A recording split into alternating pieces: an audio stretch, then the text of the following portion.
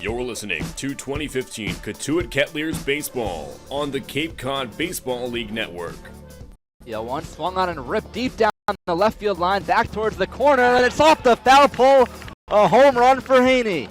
The 0-1 decline, he hits it up the middle of the infield, a base hit. Keenan is coming around third, he's going to score, and the Kettleers take a 4-3 lead. The pitch is swung on, hit on the ground through the right side, base hit into right field. Paez rounds third, he'll score easily, and the Kettleers have a 3-0 lead. 1-1 decline, he swings at and hits that deep into left field. Persico is rounding back there, that ball is out of here! With the Kettleers warm-up, here's Axel Bawada and Dan Silverman.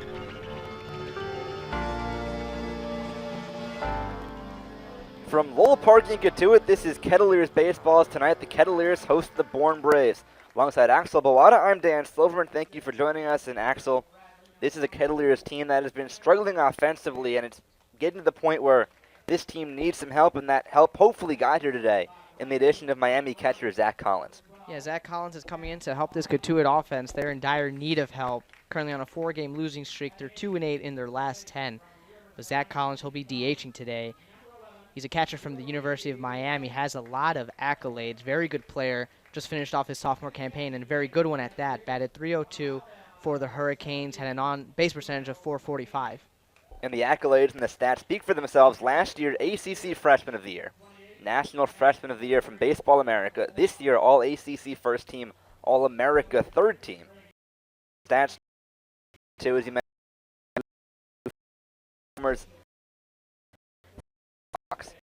batting third and DH right in the middle lineup, but scoring better offense and some wins. And so it's the new guys who have been playing, and the Kettleers are hoping that Collins can continue that trend. Just about 5 from first pitch. Look at the starting lineups now. First for the Braves, Jacob Robson leads things off in left field. Nick Solak, the second baseman, bats second. Ryan Bolt is in center, batting third. Corey Lugs, the third baseman, bats fourth. Reed Humphreys is at first. He'll hit fifth. Max McDowell is behind the plate, batting sixth. Brian Servin, the DH from Arizona State, just got here for today's game, is batting seventh. Vince Fernandez is in right. He'll bat eighth. And the shortstop, Camden Dusnak, will bat ninth. Josh Rogers, the lefty, on the mound for the Braves. For Cotuit, Mike Paez, who leads the Cape League in hit, playing shortstop. Jack Klein is in center, batting second. And the new guy, Zach Collins, the DH, will bat third. Brandon Berry's at first, batting fourth. Brett Stevens is in left, batting fifth. Spencer Gay gets the start at third once again, batting sixth. Matt Albanese is in right, he'll bat seventh. Brody Weiss at second, he hits eighth. And Will Haney behind the plate doing the catching, batting ninth. Today's pitcher, Matt Milburn. We'll get a closer look at today's starting pitchers when we come back here on Kettleers Warm-Up on the Cape Cod Baseball League Network. Cape Cod Healthcare now offers Cape Cod residents and visitors convenient urgent medical care by emergency room-trained physicians at the Fontaine Outpatient Center in Harwich and the Stoneman Outpatient Center in Sandwich. For sore throats and coughs, x-rays and splinting, suturing of lacerations, and much, much more, come to the Stoneman Outpatient Center at 2 Jan Sebastian Drive, just off of Exit 2 in Sandwich, or the Fontaine Outpatient Center at 525 Long Pond Drive, just off Exit 11 in Harwich. Both have extended evening and weekend hours, and both centers are staffed by emergency room physicians. No appointment or referral is necessary. Cape Cod Healthcare, expert physicians, quality hospitals, superior care.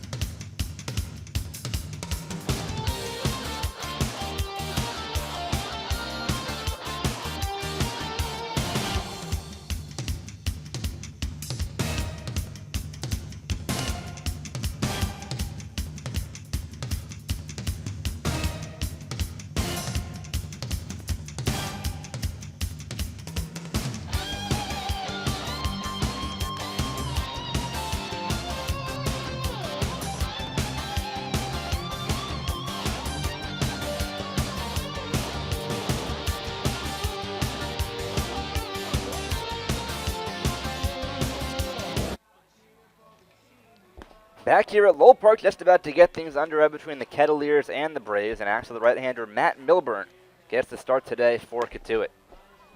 Yeah, Matt Milburn, a big, tall righty from Wofford College, former teammates with ex-Kettleer Luke Leftwich. He was on 14. Matt Milburn was supposed to start yesterday's game against the Hyannis Harbor Hawks. That game was rained out, so he's going to get the nod today. And he only has one start on the season. That was against Hyannis back on the 16th. He pitched 6 innings, gave up 5 hits, just 2 runs, but got the loss in that game. The Kettleers in that game lost 7-3. He pitched well, but the win-loss record doesn't show it. And he's just finishing up his warm-up on the mound. The Kettleers wearing their home pinstripes, Cotuit in maroon letters across the front, small numbers below that, and larger numbers on the back with the typical maroon hats. For Bourne, their road blue uniforms, Bourne written across the front in script with white numbers underneath the red outline. And then on the back, numbers, that same red outline, and a nice American flag above the numbers. So always nice to see that. So the right-hander Milburn gets the ball back from Spencer Gay. And Jacob Robson steps into the box for the Braves. Robson, a left-hand batter, plays left field today. He's batting an even .333 on the year in just 3 games. He's 3 for 9, has also scored a couple of runs. Spencer Gay plays in on the grass at third, as he just about always is, to guard against a bunt. It'll be Robson, then Solak, then Bolt in the first inning for the Braves. Ready Milburn into the full windup. Here's the first pitch. Robson squares the bunt, pulls it back, and takes a strike right down the middle. And the count 0-1. That first pitch fastball came in at 88 miles an hour on a beautiful sunny day for baseball. Certainly better weather than last night's rain out in Hyannis. Here's the 0-1. Fastball popped up foul outside of third, and that'll land right along that fence. No play for Gay or Stevens. 0-2. Defensively for Cotuit, Stevens is in left field. Jack Klein in center. Matt Albanese in right. Spencer Gay at third. Mike Paez at short. Brody Weiss at second. Brandon and Will Haney does the catching for Milburn. Here's the swing and a hard 2-hopper towards short. Paez has it. Sets, fires to first in time. And there's out number 1. The last time these two teams linked up, Cotuit defeated the Bourne Braves at Bourne Park 7-2. That was the Kettleers' second win of the season. They just have 2 since, as they sit at 4-9, last in the West Division. And that was the best offensive output of the year, too. 7 runs that day. Kettleers would love to get the offense going and do the same today. Nick Solak now the batter, right-hand batting second baseman. Milburn deals, swing and a dribbler third base side. That'll roll foul, 0-1. Solak in 6 games batting .364. He's off to a hot start. From the University of Louisville. Has a couple of extra base hits, 1 double and 1 triple. Milburn peers in for the sign. Now into the full wind. Here's the 0-1. Fastball taken downstairs. A ball and a strike. Solak is college teammates with Bourne starting pitcher today, Josh Rogers. Seem to be a lot of teammate combos here in the Cape League. The 1-1. Swinging a ground ball towards second. Weiss to his left. Has it. Throws to first in time. 2 men away. Couple of easy ground outs to start the day for Milburn. 2 out, no one on in the first. And Ryan Bolt coming up. The umpires today, Pat Burns behind home plate calling balls and strikes. Tom Ryberg is at first, and Mike Collier, the umpire, at third. And the umps wearing light blue shirts today. Considering the sun and it's pretty hot, probably a good idea. So Bolt the batter, left-hand batting center fielder. Here's the first fastball, 1-0. Bolt batting .294 on the year. Has the most at-bats of anyone on the Braves. Here's the 1-0. Taken low, a fastball, 2 balls and no strikes. 51 at-bats for Bolt, who's appeared in every game so far. He has 15 hits. That also leads Bourne. He has struck out 8 times, though. Here's the 2-0. Breaking ball hits the outside corner for a called strike, 2-1. You know, Bolt is a lefty hitter. He also used to throw left-handed, but an injury at the age of 10 forced him to change his throwing arm to his right. Here's the 2-1 pitch. Swing and a miss. A good breaking ball on the count, 2-2. And that's not easy to do. Just switch which arm you Right. throw with. I guess probably easier at a younger age, but impressive to make that transition and still perform at such a high level. 2-2 on Bolt, 2 down, no one on in the top of the first inning. Milburn gets the sign. Here's the 2-2 pitch. Swinging a comebacker right through the middle, a base hit into center field. And Bolt now picks up his 10th hit of the year. Got that one right under the glove of Milburn. He tried to stick that glove down, but couldn't quite get there in time. And Bolt has a 2-out single.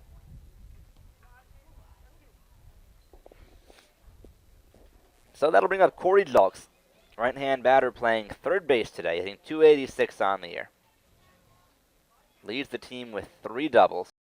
Tied for the team league with 3 other players with a triple. Milburn now from the stretch. Bolt leads off of first. Barry holds him. Righty set. Here's the first pitch. In the dirt, a fastball gets by Haney. And Bolt runs down to second, takes a turn, and will stop there on the wild pitch. Well, Milburn looked like he just overthrew that one. Haney tried to backhand it, never really had a chance. And now a man in scoring position with 2 men away. And a 1-0 count on Julks in the first inning. Stevens playing pretty deep in left. Klein probably a few steps further back than average in center. Albany's pretty standard depth in right.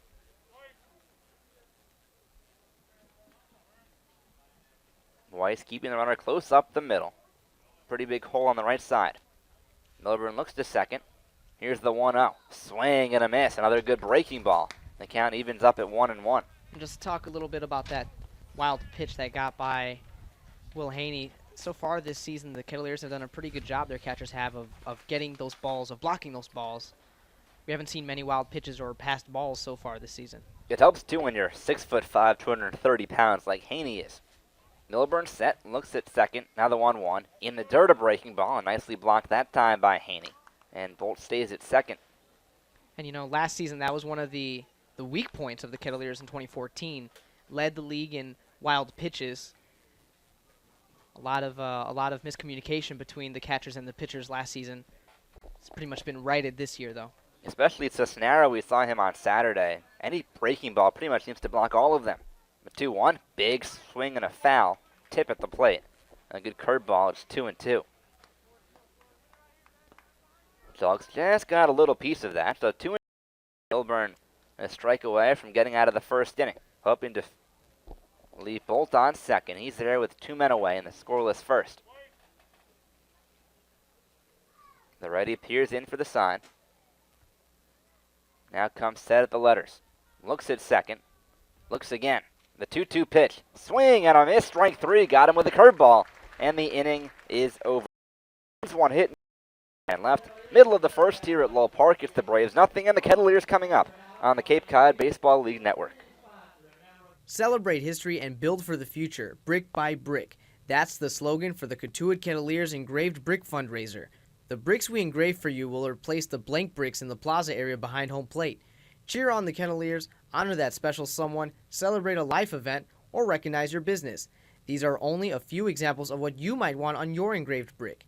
To get started, visit the website at www.kettleers.org or stop by the tables under the red tents at all Kettleer home games.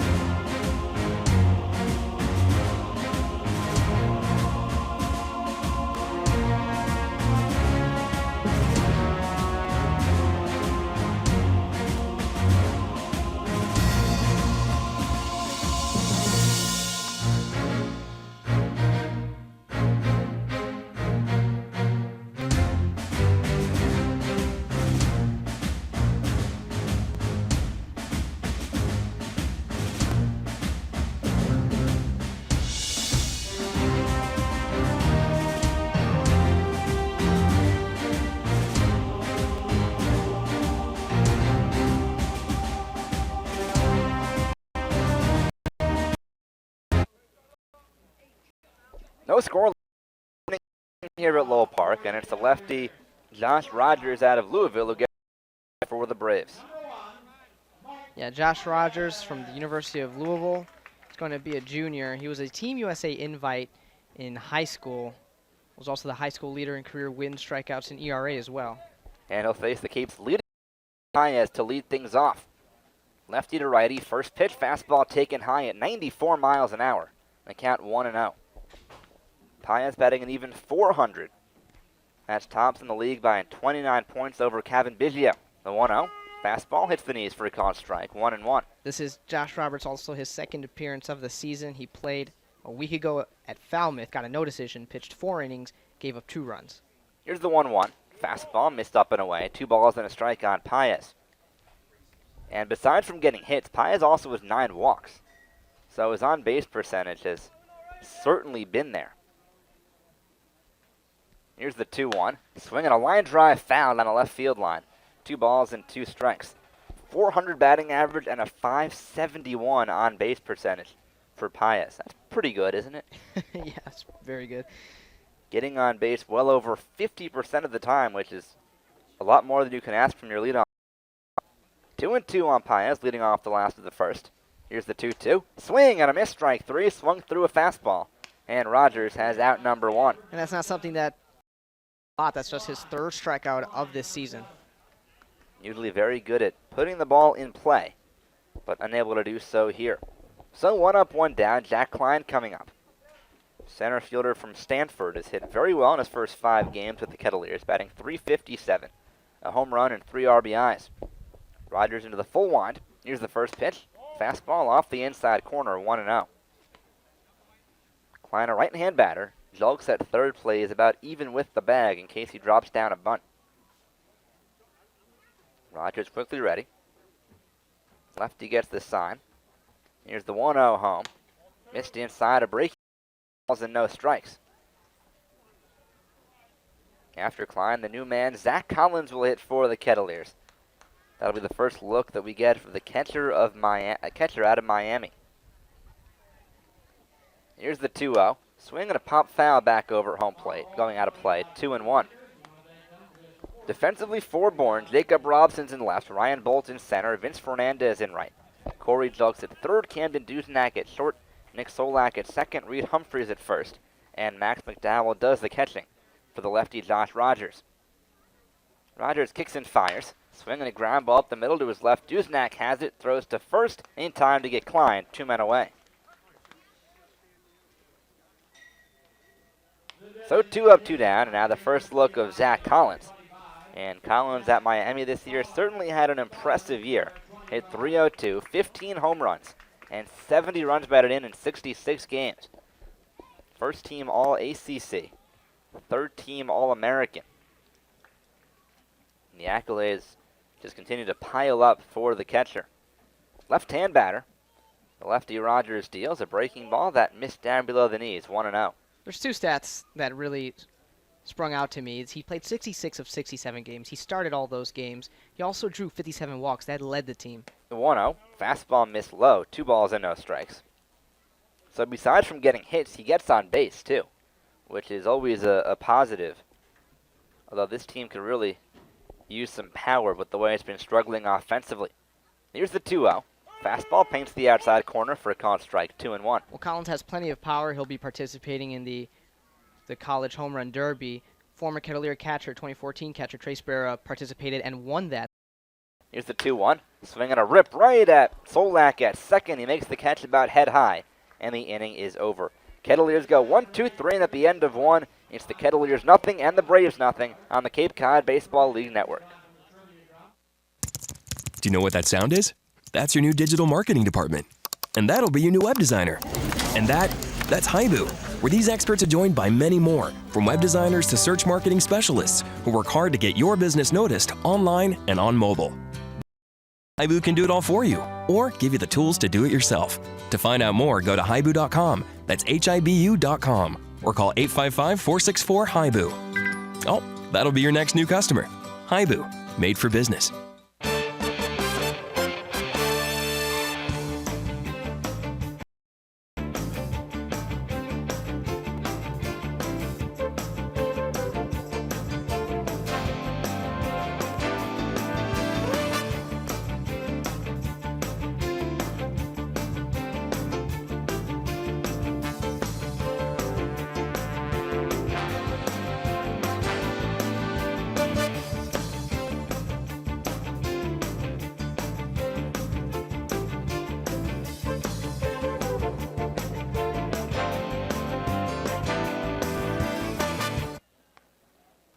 Top of the second inning here at Lowell Park. No score between Cotuit and Bourne.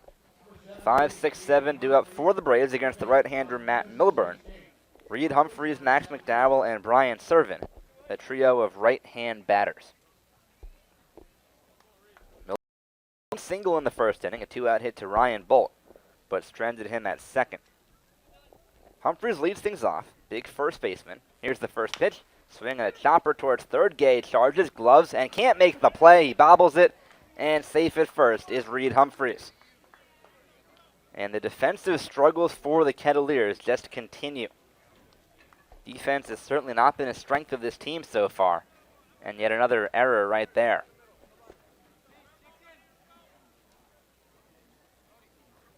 Yeah, it looked like there that Spencer Gay took his eye off the ball as he was charging. Looking to make a quick throw to first, didn't have time to set, but lifted his head just too quickly and couldn't get the ball out of his glove. Fourth error of the season for that's the most on the team. Max McDowell now the batter. Here's the first pitch. Taken low, a fastball, 1-0. Gay plays in at third once again. Middle infield at double play depth up the middle. And Barry holds on the runner Humphreys at first. Milburn peers in for the sign. Now the right-hander comes set. Spin throw to first. Safely is Humphreys. Well, we've talked about it before, how much errors can impact a game. This team has lost games because of poor defense. Game 1 of the doubleheader on Monday, for example. Fastball downstairs, 2 balls and no strikes. And when things aren't going your way, the Kettleers are 4-9. It's just frustrating when you make mistakes like that, because this team needs everything to go right with the way it's playing right now. Last place in the division, 4-9, yet it just keeps beating itself. Spin throw to first, and Humphreys dives back in safely. A bit of a closer play there. And a lot of it is a lot of fundamental stuff. Not setting when throwing, charging and not really taking a look at the ball while you're running, things of that nature. Milburn set. Here's the 2-0. Breaking ball inside, hit him. Got him right on the arm. And now they're first and second, nobody out. Humphreys down to second. McDowell on first after the hit by pitch. And now Milburn in a bit of trouble in the second inning.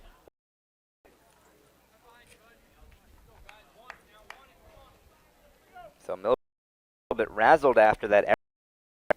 Brian Servin, the batter, making his first appearance of the season for Bourne. Right-hand batter, the DH today, comes from Arizona State. We'll see if he's bunting. First and second, no one out. Corners playing in. Gay at third and Barry at first. Milburn peers in for the sign, looks at Humphreys at second. Here's the first pitch. Taken at the knees, a called strike, a fastball 0-1. And no sign of a bunt from Servin. An error and a hit by pitch to put runners on first and second. No one out in the top of the second inning. We're scoreless here at Lowell Park, and Matt Milburn looks to keep it that way.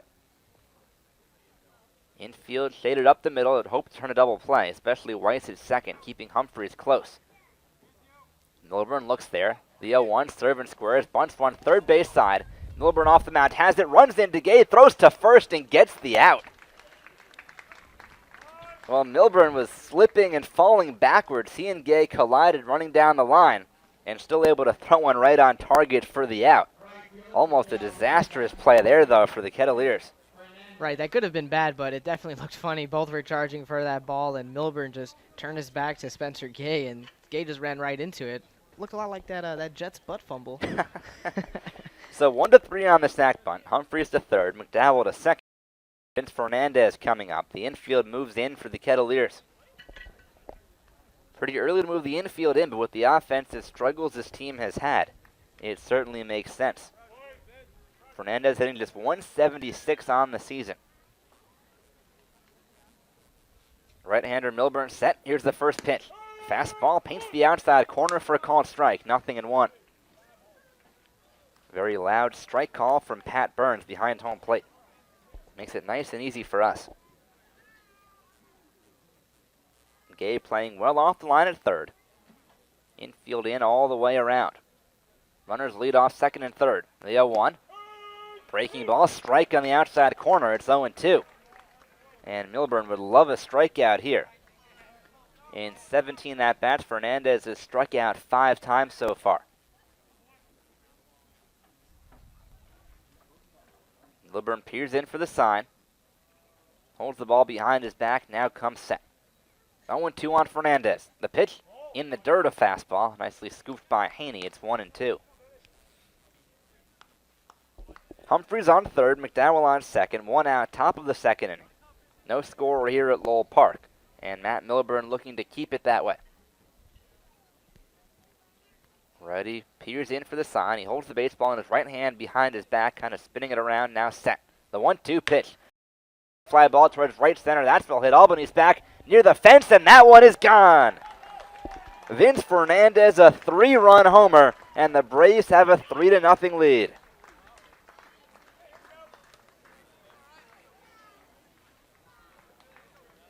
Well, Milburn got ahead of him 1-2 and hung him a breaking ball. And Fernandez makes him pay. And the Braves take advantage of the Spencer Gay error. It's 3-0 here in the second inning.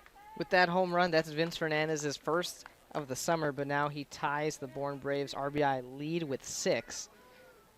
You know, the way Albanese was running back there, that kind of snuck out of here. It seemed that maybe it would go over Albanese's head or he would just fly out to him.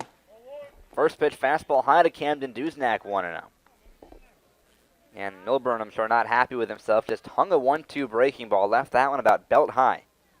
And Fernandez made no mistakes. Here's the 1-0. Fastball on the inside corner, called strike, 1-1. Duznak, a right-hand batter, hitting .212 on the season.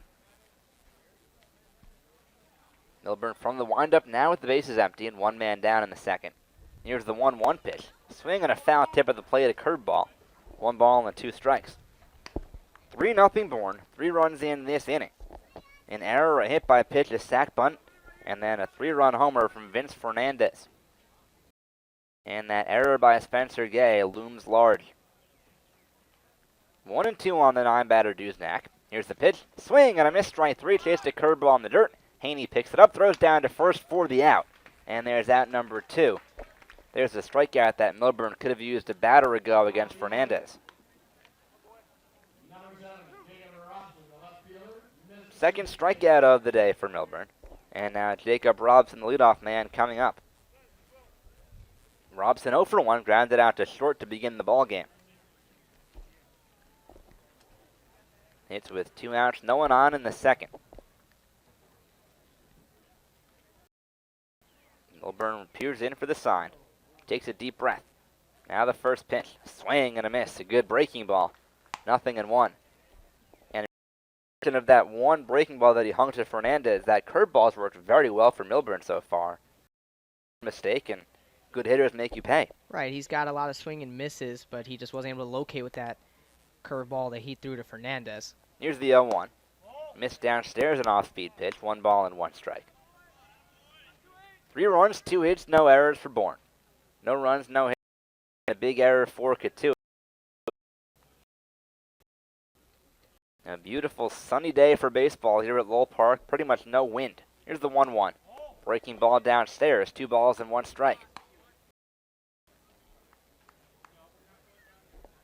Gay plays about even with the bag at third. Takes him about a couple of steps back.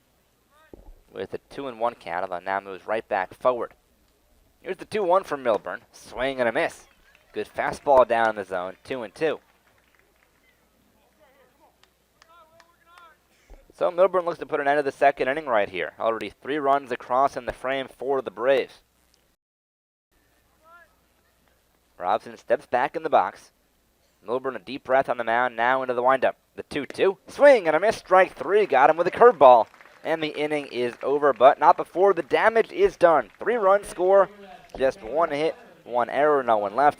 Middle of the second, it's the Braves 3 and the Kettleers nothing on the Cape Cod Baseball League Network. Celebrate history and build for the future, brick by brick. That's the slogan for the Cotuit Kettleers engraved brick fundraiser. The bricks we engrave for you will replace the blank bricks in the plaza area behind home plate. Cheer on the Kettleers, honor that special someone, celebrate a life event, or recognize your business. These are only a few examples of what you might want on your engraved brick. To get started, visit the Kettleers website at www.kettleers.org or stop by the tables under the red tents at all Kettleer home games.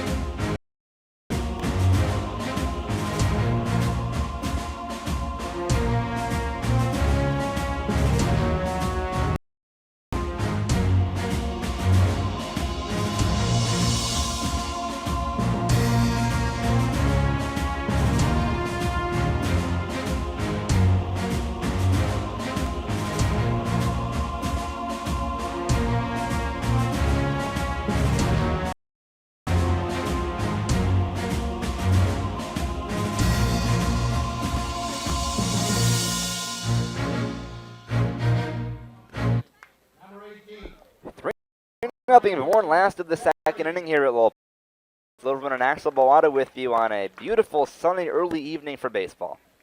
And Kettleers look to start a comeback. Brandon Berry will lead things off against the left-hander Josh Rogers. Berry, a big right-hand batting first baseman. Rogers into the full windup, kicks and fires home. A breaking ball that hits the knees for a called strike, 0-1. Berry, then Stevens, and then Gay here in the home second. Berry playing in his fourth, still looking for his first hit. Pitch. Hitting 250.com.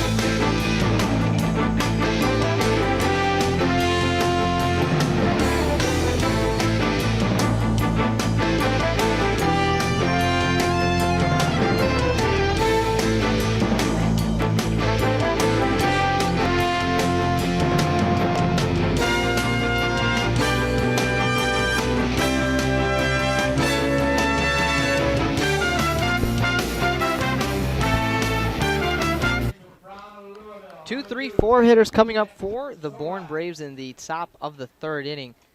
They lead the Cotuit Kettleers 3-0. The difference, a 3-run home run from the 8-hitter Vince Fernandez. Took one for a ride into right center. Matt Milburn, his third inning of work. First pitch to Nick Solak is a curveball that hits the zone low and away, 0-1.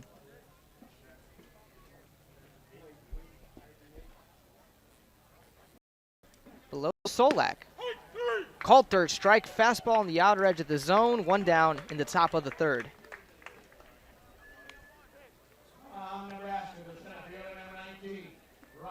That brings up Ryan Bolt, the center fielder from the University of Nebraska. Had a single in the first and reached second on a wild pitch. The righty faces the righty Milburn. He fires, fastball down and away for strike one, 0-1. After Bolt is Corey Julks. Milburn out of the windup, 0-1. Fastball down and away again, hits the zone. Milburn is up quickly on Ryan Bolt, 0-2. Infielders playing a bit back. The 0-2 pitch. Hit to shallow center. He'll fly out to Jack Klein. Two down in the top of the third. And that brings up the third baseman, Corey Julks.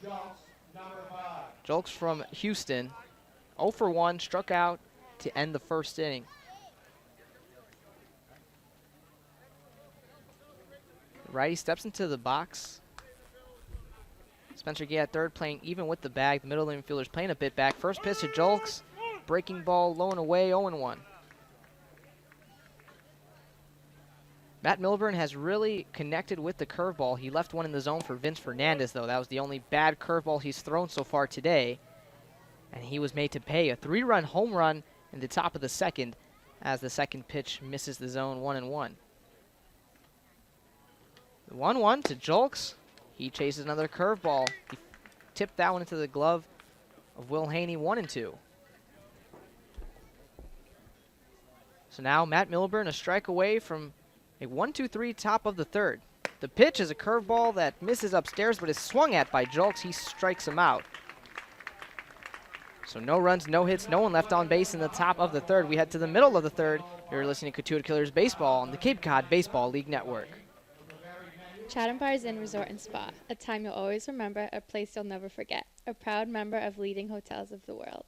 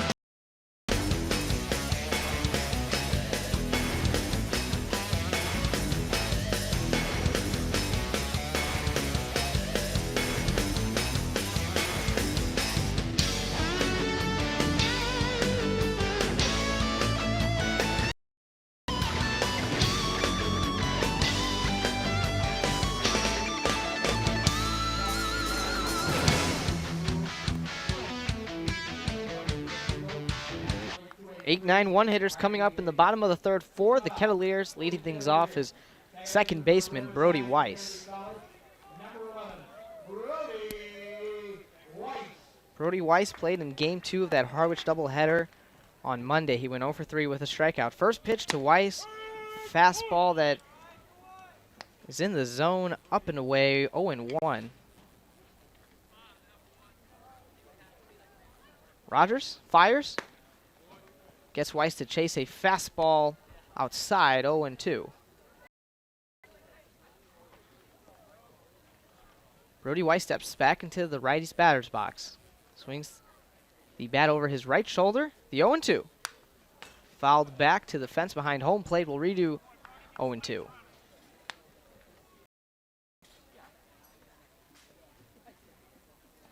In the on-deck circle is Will Haney. Following him up, we restart the order. Mike Paez hitting third.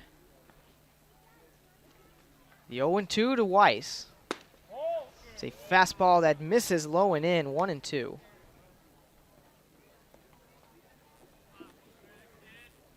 Kettleers have just one hit.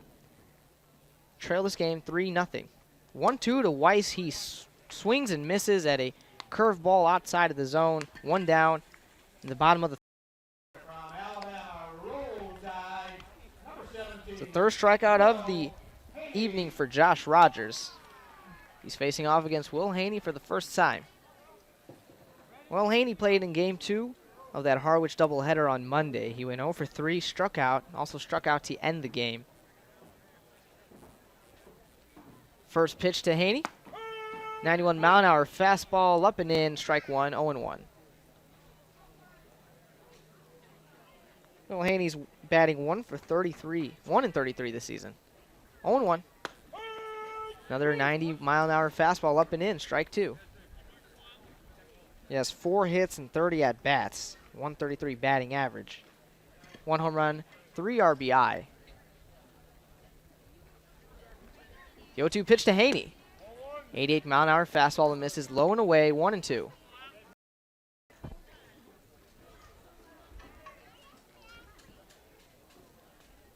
Rogers fires. Gets them with the curveball, called third strike. 2 away in the bottom of the third inning, both down via the strikeout.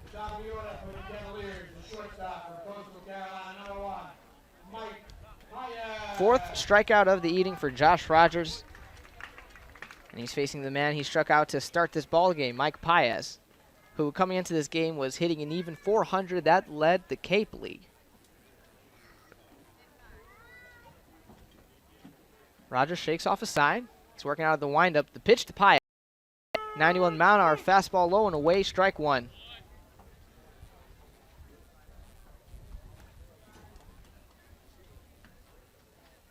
The 0-1, swing and a miss, 0-2. Pyatt chased a curveball low and in. He falls behind, 0-2. The pitch, fouled out of play on the right side. We'll redo 0-2. Paez against Harwich 2 days ago. Played in both games, went 2 for 3, scored 2 runs, walked 3 times, and stole 2 bases. Very active player, Mike Paez. The pitch, popped up high. That'll stay in the outfield. That's shallow center. Bolt catches it. That's the 3rd out of the bottom of the 3rd inning. So we'll head to the top of the 4th. The Kettleers trail the Bourne Braves 3-0. You're listening to Cotuit Kettleers Baseball on the Cape Cod Baseball League Network. Celebrate history and future, brick by brick. That's the slogan for the Kettleers Engraved Brick Fundraiser. The bricks we engrave for you will replace the blank bricks in the plaza area behind home plate. Cheer on the Kettleers, honor that special someone, celebrate a life event, or recognize your business. These are only a few examples of what you might want on your engraved brick.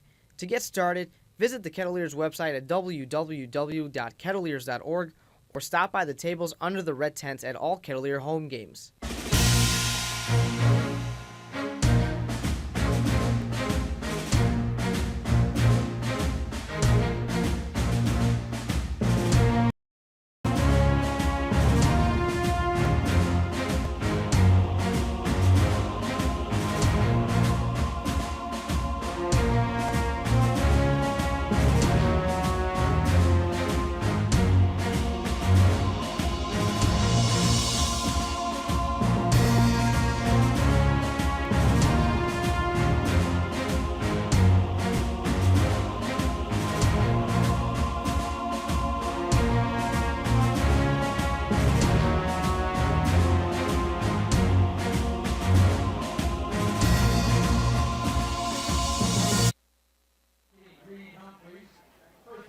Leading off the top of the 4th inning for the Bourne Braves is Reed Humphreys. He led off the 2nd inning, reached base safely on an error by Kettleer 3rd baseman Spencer Gay. That was part of that 3-run 2nd inning. First pitch to Humphreys, curveball at the letters, or misses actually upstairs, 1-0. The pitch, another curveball at the knees. That's a one. Reed Humphreys, the first baseman. One of 3 runs to score in the 2nd. High fly ball to right center. That ball is going back, and that ball is out of here. Reed Humphreys with an opposite field solo shot. The Bourne Braves lead this game 4-0 in the top of the 4th. That ball carried really well. Off the bat, didn't think it was going to go quite that far, and then all of a sudden Albany East and Klein just ran out of room. Yeah, Impressive power display from the Braves so far. And Dan, I don't know if you thought that first home run by Vince Fernandez was out of here right away, but that ball certainly caught me by surprise, and so did this one by Humphreys. Seemed just like a typical fly ball, but it carried out into right center, and we saw there Jack Klein and Matt Albanese were just looking in the trees. So the Bourne Braves lead 4-0, and Mike Roberts going up to the mound. Talk things over with Matt Milburn,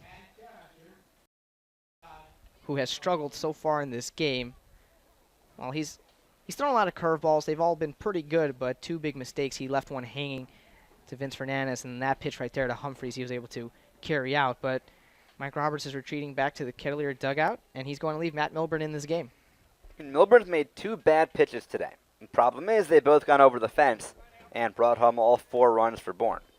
But other than that, he's been good. The curveball, for the most part, has been pretty much lights out today. He has 5 strikeouts through the first 3+ innings. First pitch to Max McDowell, misses, 1-0. both these starting pitchers are getting a lot of strikeouts. 1-0 to McDowell. Hit him in the shoulder, so he'll take his base. He's good at that. That's right. He's hit by a pitch both times, and you know, if you looked at him closely on that one, he didn't try and get out of the way. I mean, he made it look like he did, but he's a right-hand batter and leaned his left shoulder towards home plate, which, you know, kind of has the appearance that you're moving away from it or that you're to the umpire, but he's moving into it. Right. No question about that. I mean, it's like what happened with Max Scherzer's perfect game bid last week for the Nationals. And, I mean, if you really wanted to get out of the way of that one, probably would have. And that brings up Brian Serven. First pitch to Serven, curveball in the dirt, blocked by Will Haney, 1-0. Yeah, that's just a certain amount of skill, too, and just, you know, acceptance of being hit by a pitch, whatever it takes to get on. But he's been hit by a pitch that barely skimmed him both at bats so far, so clearly something McDowell has a knack for. Spin and throw to first, not in time. McDowell able to walk back to first. As you mentioned, Dan, he is a righty, so figure if he's trying to lean out of it, he would have opened his shoulder to the left and missed it, but he showed his left shoulder. But he reached base. That's hadn't been hit by a pitch before this game, too, so interesting there. 1-0 to Serven. That is hit deep to left. Ranging back is Stevens. And goes just foul. Goodness, that ball carried into left and just flew out to the left of that foul line. That one looked like it had home run distance, too. So that one didn't miss being a 2-run homer by a whole lot. Well, again, right there, Matt Milburn hung a curveball. When it's been on, but in the few times that he's missed, they've made him pay, or right there, he was almost made to pay. Hanging curveballs are about the biggest gift you can give to a hitter, and Milburn's made a couple of mistakes, almost punished there for a third time. Turn to first, applies the tag. McDowell is back. Milburn working out of the set. Barry holding McDowell at first. Spencer Gay playing maybe 2-3 steps in front of third base. The pitch to Serven is a curveball again in the dirt, rolls in front of home plate, blocked by Will Haney. 2-1's the count. So it's the top of the fourth inning. The Cavaliers trail 4-0. No outs. Runner on first.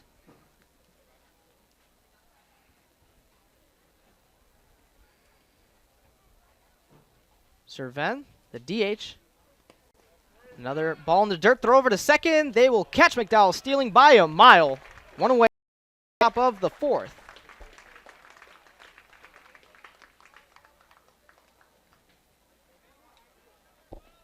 Looked like McDowell tried to read that ball in the dirt. I think he went after it bounced, right? Yeah, he did. He broke after that bounce. That was a good block again by Haney and an excellent throw to second.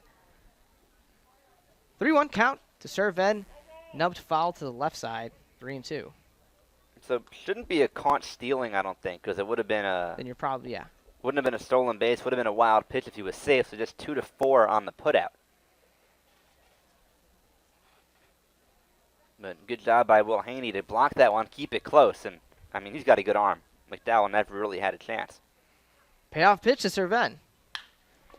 Fly ball to left center. That ball is going back. It'll get under Brett Stevens. He squeezes it for the second out. 2 away in the top of the fourth.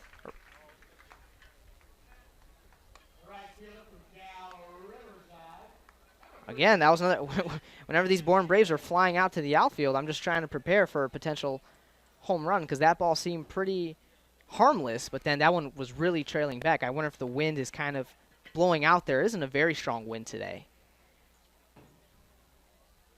That brings up Vince Fernandez. 3-run home run in his first plate appearance.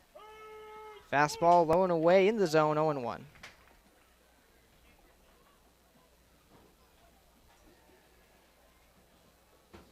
The 0-1 pitch to Fernandez.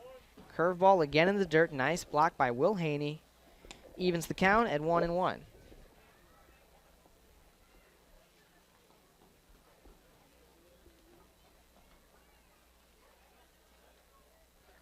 The 1-1 pitch to Fernandez. Hits that foul behind home plate. 1-2. 2 down in the top of the fourth. Cavaliers trail 4-0. Matt Milburn working out of the windup.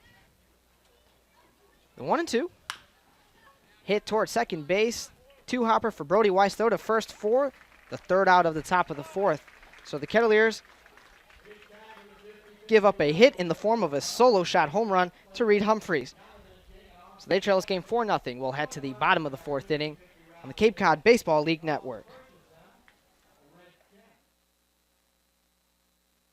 Give the gift of life. Donating blood is an easy, quick, safe way to save a life. Blood collected at Cape Cod Healthcare blood drives stay on Cape Cod and is used to treat people here. For information on upcoming blood drives, or if your organization is interested in sponsoring a blood drive, visit capecodhealth.org or call 508-862-5278. Cape Cod Healthcare. Expert physicians, quality hospitals, superior care.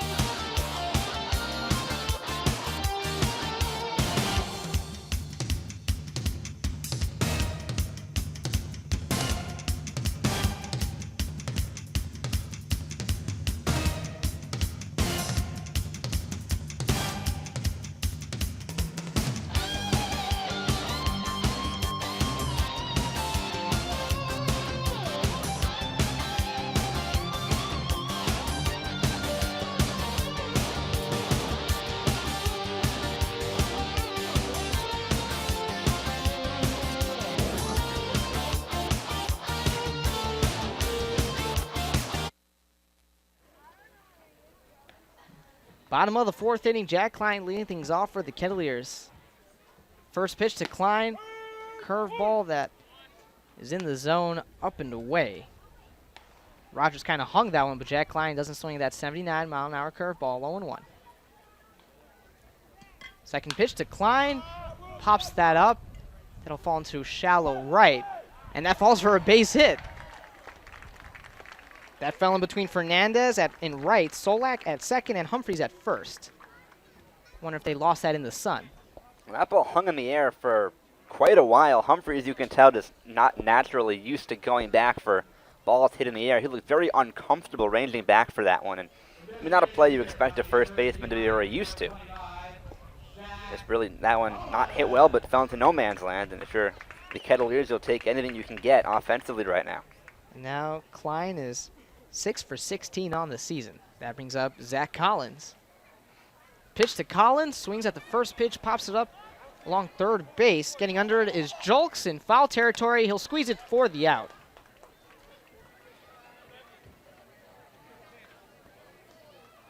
If you look at the flag, that really isn't blowing very much, maybe a little bit out towards right, but that ball looked to give Julks quite a bit of trouble.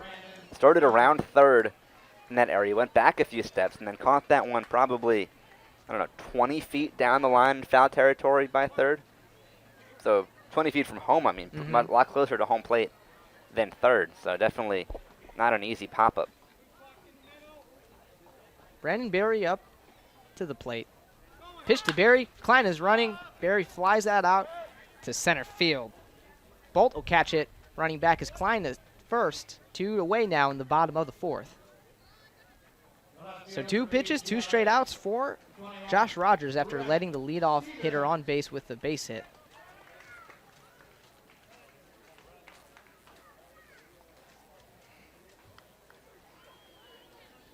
May be wrong here, but I think so far Josh Rogers has only thrown 3 pitches. First pitch was a base hit, and the last 2 pitches were outs. You're right. Wow. So he's making quick work in the bottom of the fourth. That brings up Brett Stevens. Stevens shows bunt, fouls it back in.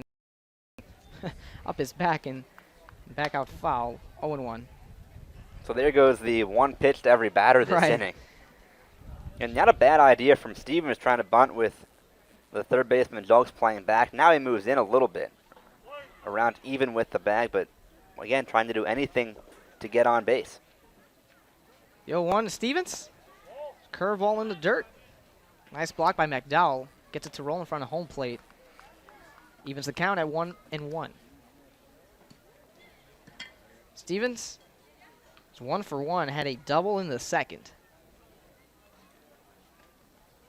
Jack Klein's at first. He's being held by Humphreys. Throw over to first. Klein slides in time.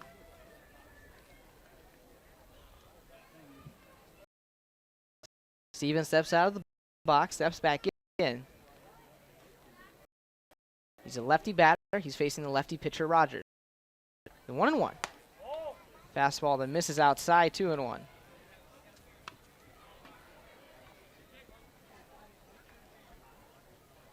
Kettleers looking to get the offense rolling. They have 2 hits today, no runs. And they trail early 4-0. Rogers working out of the set, looks over at first. The throw to Stevens, curveball at the letters, 2-2.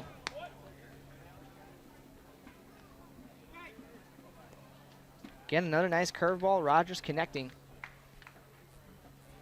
Takes off the glove and seems to be buttoning up his jersey. Puts the glove back on. Klein takes a lead off. The 2-2 to Stevens. Swung on and popped high.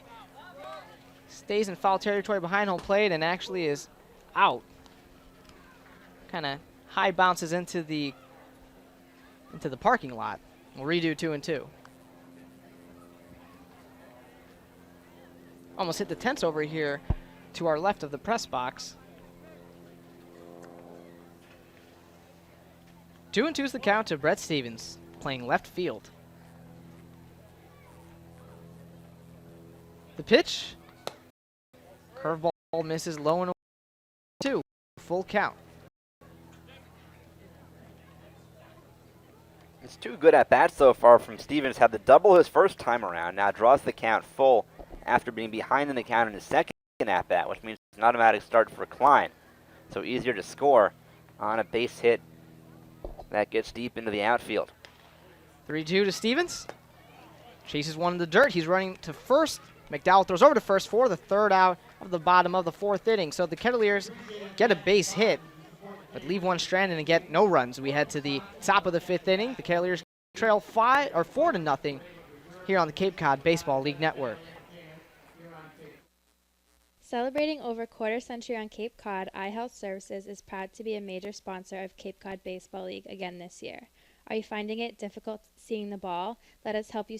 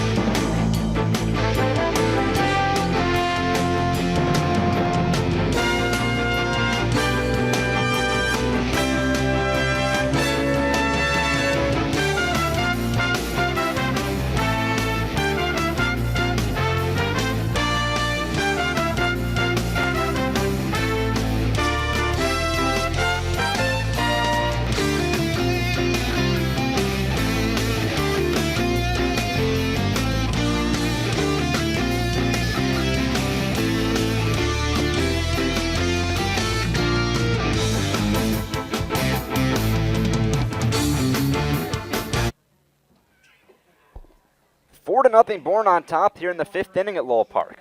9-1-2 due up for the Braves against the right-hander Matt Milburn, starting his 5th inning of work. And a right-hander is up in the bullpen for the Kettleers, so we'll see how much longer Milburn gets to stay out there, giving up 4 runs, 3 of them earned on 2 home runs through 4. Camden Duznak leads off. First pitch to the righty is a breaking ball taken high, 1-0. Duznak 0 for 1, struck out in the second. Gay plays in at the bag at third. Milburn from the full windup. Here's the 1-0. Breaking ball missed upstairs. 2 balls and no strikes. Well, the Kettleers offense continuing to struggle. No runs through 4 innings today, just 2 hits. For a team that's averaging just 2.6 runs a game on the season and hitting .230 as a team. A 2-0.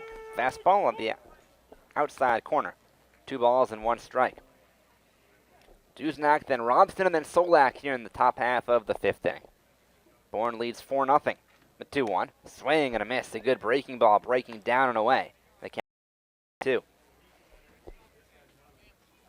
But when the curveball's been on for Milburn, he's been very effective. He's gotten lots of swings and misses. When he's missed, though, he's had trouble. The 2-2. Check swing and a breaking ball in the dirt, and no swing, says Pat Burns behind the plate. Full count. It's almost been a tale of 2 different curveballs. He has 5 strikeouts. But the 2 home runs, the difference in this game, accounting for all 4 Braves runs. Here's the payoff pitch. Swing and a fly ball to center. Klein in a few steps into his left, makes the one-handed catch. 1 down in the 5th inning. So back to the top of the order now for the Braves, and Jacob Robson coming up. Left-hand batting left fielder is 0 for 2. He's grounded out to short and has also struck out swinging. Spencer Gay once again plays in at third. Pretty much what you expect to see from him about every single batter. Milburn takes a deep breath on the mound. Now kicks and fires a first pitch. Swinging a hard one-hopper to short. Paez to his left has got it from behind second base. Throws to first in time. 2 up and 2 down in the 5th inning. Second time that Robson has hit one hard to short, but Paez has made both plays. 2 up, 2 down in the 5th inning. And Nick Solak coming up. Right-hand batter's 0 for 2. He's grounded out to second and struck out looking. 2 outs, no one on top of the 5th inning. 4-0 Bourne on top. Milburn deals a first pitch. Fastball taken at the knees, a called strike. 0-1.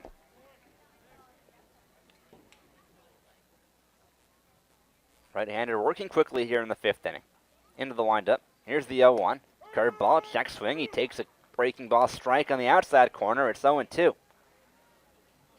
And Milburn right back up on that rubber, pitching from the first base side and to the full windup. Here's the 0-2 pitch.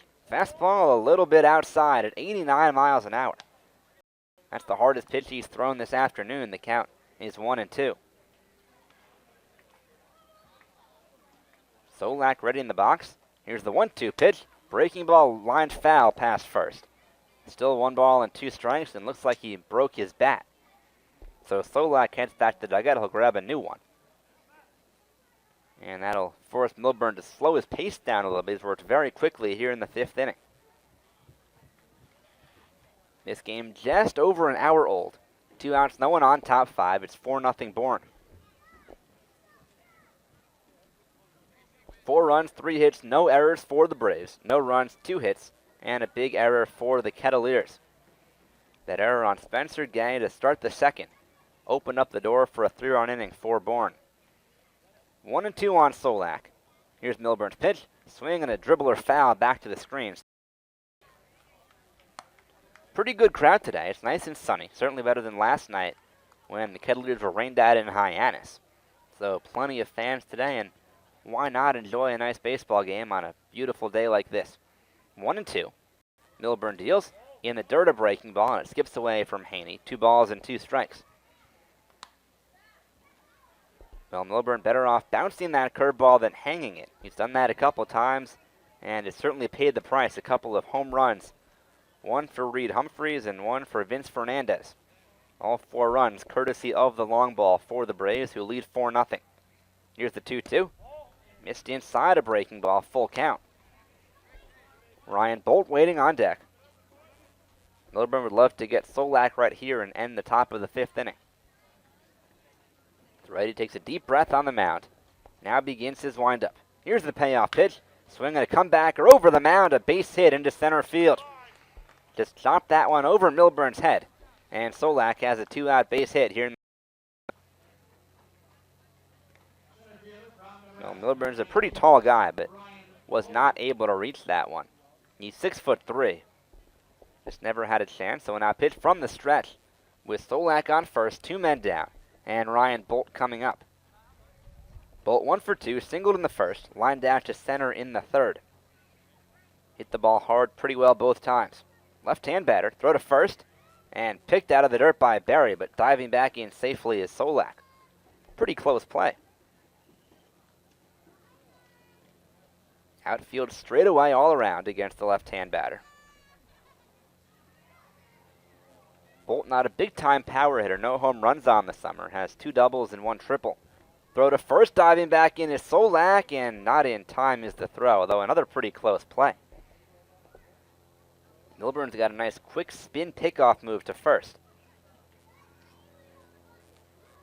Solak extends his lead, Milburn set. Here's the first pitch, taken low, a fastball, 1-0. Solak on first, 2 down in the 5th inning. 4-0 Bourne on top here at Lowell Park. Kettleers looking to end a 4-game losing streak. 4-9 in last place in the Western Division on the season. Spin throw to first, picked by Berry. It skips a few feet away from him, and Solak stays at first. Just didn't get quite far enough away. He took about a half a step towards second, then realized, all right, maybe that's not such a good idea. 1-0 on Bolt. Milburn, though, paying a lot of attention to Solak on first. Here's the 1-0. Fastball strike on the outside corner. 1 ball on 1 strike. Solak bluffed and then retreated back towards first base. He hasn't run much this summer, just 1 for 2 trying to swipe bags. So a bit surprising to see Milburn paying so much attention to him. The right-hander comes set. The runner goes. The pitch is taken low. Throw down to second is not in time and high. And Solak steals second. So go figure. All those throws over. I said not to worry about it. And then Solak goes and steals second. At the high and towards the base side of second from Haney. Pius had to jump up to catch it. And Solak slid under his swipe tag. So he's on second with 2 men down and 2-1 the count on Ryan Bolt. Milburn set, looks at second, and now the 2-1. Swing and a pop foul back off to the left, out of play. 2 balls and 2 strikes on Bolt. Shadows start to creep across the infield and the outfield too down the left field line. Sun is setting behind the grandstand on the third base side. That's behind the Kettleers dugout. Milburn gets the sign and comes set. Looks at second. The 2-2 pitch. Taken on the outside corner. A curveball, strike 3 called. Bolt can't believe it, but he's down looking to end the 5th. No runs, 1 hit, no errors, 1 left. We're halfway through at Lowell Park. It's the Braves 4 and the Kettleers nothing on the Cape Cod Baseball League Network. Learning at Curry College extends beyond the classroom and is embedded in all that they do. Curry prepares students to engage in successful careers in active citizenship with a global 22 undergraduate majors and over 65 minors and concentrations online at curry.edu.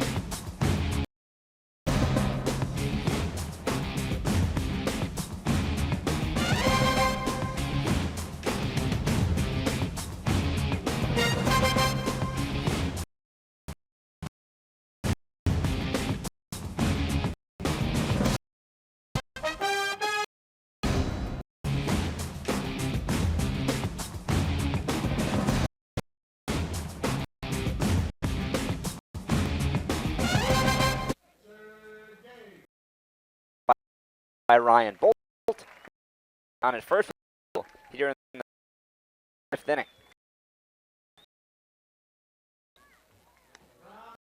Flew out to left his first at bat. Rogers set, first pitch. Swing on a ground ball, foul past third, 0-1. After Albany's, Brody Weiss will bat here in the 5th inning. And Will Haney after that if we get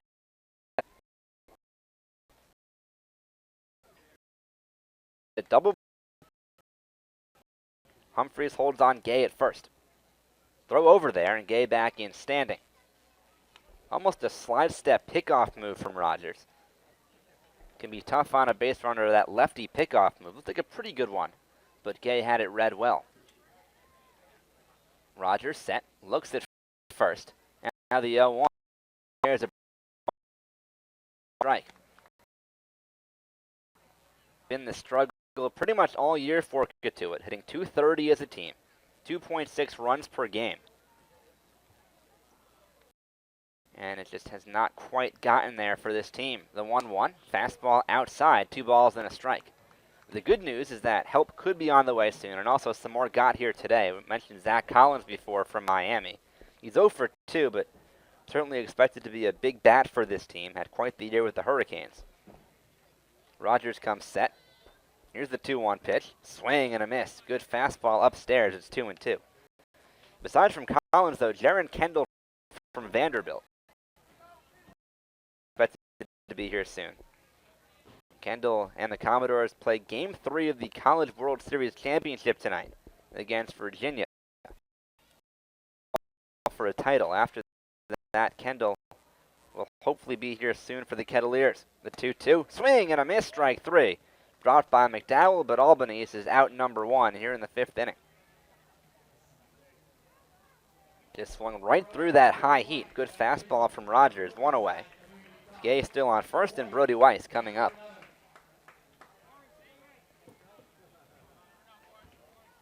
Well, Rogers has done a good job of throwing that high heat in there. That's now 6 strikeouts for the lefty. Throw to first, and Gay dives back in safely. He's 0 for 1, struck out swinging his first at-bat. Will Haney waits on deck. The lefty set. Here's the first pitch. Fastball on the outside corner for a called strike. It's 0-1. 89 on that fastball from Rogers. He's been really 89, 90, 91 or so for most of it. His first pitch was 94, but it's really slowed down since then. He's set. Looks at first, the pitch. Swing and a pop-up towards second. Running over is Solak. He makes the catch in shallow right field. And retreating back to first is... Well, Weiss got that one off the end of the bat. And Solak, who was shaded off, pretty good ways to run, but that ball... Haney struck out looking in the 3rd. Has been pretty much a do-or-die or all-or-nothing type player so far for the Kettleers. He has 5 hits, 4 for extra bases. First pitch, check swing, and he takes a strike, a breaking ball. 0-1. Of those 5, 2 home runs and 2 doubles. That somehow hit. But other than that, it's been all extra bases and a lot of strikeouts. Rogers set the 0-1. Curveball, take on the outside corner. It's 0-2. And Haney in another quick hole. Mike Paez waiting on deck. He'd love for his chance to hit here in the 5th inning. But Haney has to reach base if that's going to happen. 4-0 Bourne with Gay on first and 2 down. 0-2 on Haney. Rogers set. The leg kick and the pitch. Fastball missed outside. 1 ball and 2 strikes. Fielder playing about average depth out. Dogs and shadows as well, and everyone else in the sun. First looking right into the off play.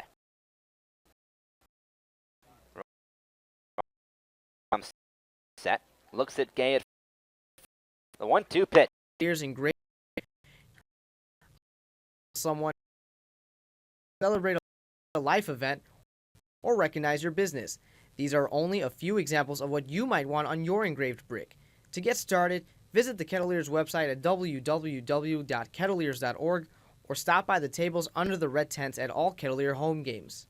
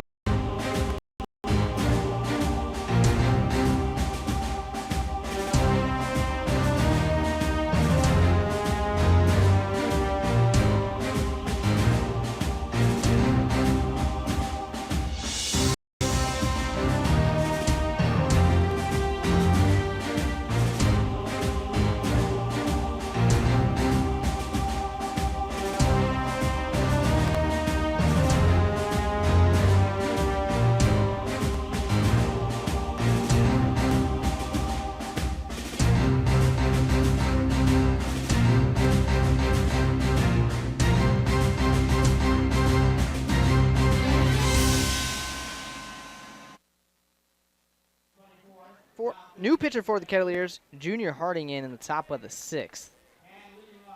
Harding making his 3rd appearance of the season. Went to the same school as ex-Kettleer Ian Rice, though Ian Rice did transfer. He goes to Chipola College.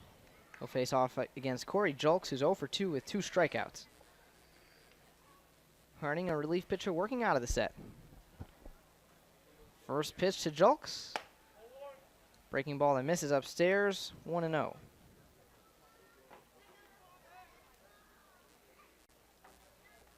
Kettleers trailing the Bourne Braves 4. Last time these two teams got together, the Kettleers won at Bourne Park 7-2. The 1-0 to Julks. 93-mile-an-hour fastball fouled back and out of play. 1-1. Harding throws pretty hard, too. He just winds back and fires with everything he's got. And you can tell when he's out there, he really rears back and puts just about everything into it that he can. You can tell in the leg kick, really. There's like a slight hesitation as he generates more power. 1-1. Breaking ball misses low and inside. 2-1. That was a good pitch. That had a lot of late movement. That might have fooled Pat Burns, too. Certainly fooled Corey Julks, that's for sure. That was not a pitch that you want to hit if you're a batter. 2-1 count. Harding kicks the delivery. 96-mile-an-hour fastball misses outside. Almost pulled Will Haney out from behind home plate. 3-1. And kind of patted his chest as to say might be after that one, maybe overthrowing it a little bit. 96 is great, but if you don't hit your spot, it doesn't do any good. 3-1 count to Corey Julks. Here's the pitch. Hit to the right side, in for a base hit. He'll stay at 1 as Albanese throws that to Brody Weiss at 2nd. Good piece of hitting there. He hit that opposite, slicing away from Albanese and fell in shallow right for a base hit. Leadoff hitter is on base for Reed Humphreys.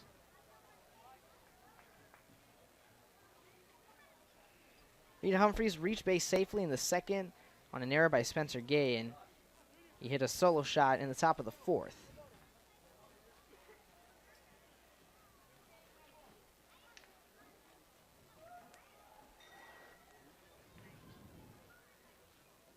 Humphreys is in the box.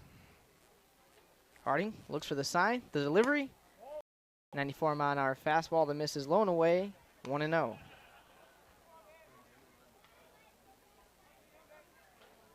So Julks is at first. He's being held by Brandon Berry. He's taking a lead off.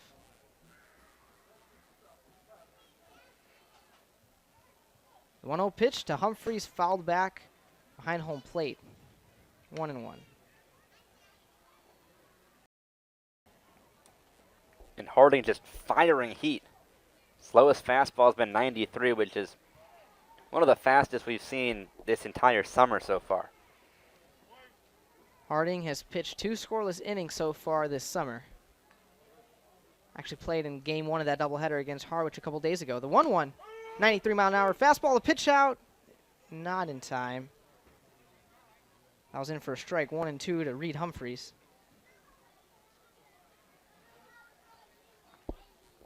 So no one down in the top of the 6th. Corey Julks at first, Reed Humphreys at the plate. Standing in the on-deck circle is Max McDowell, who's reached base twice via the hit by pitch. Harding readies. The 1-2 pitch. Runner is running. That's fouled back to the screen on the right side. 1-2. Well, aggressive running there from Julks for the 1-2 count, although not a bad idea. Good breaking ball count. Hoping to just snag a free base if Harding were to bounce the curveball. Julks leads the Bourne Braves with 5 stolen bases, has yet to be thrown out. He's 5 for 5. As timeout is called at home plate, seeing that something may have gotten Reed Humphreys' eye. He steps out of the box and steps back in.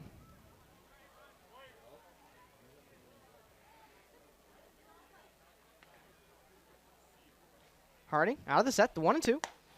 94-mile-an-hour fastball misses up and away. Evens the count at 2-2.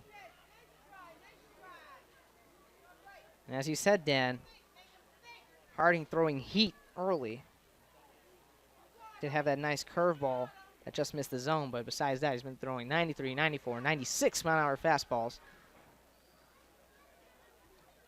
The 2-2 to Humphreys.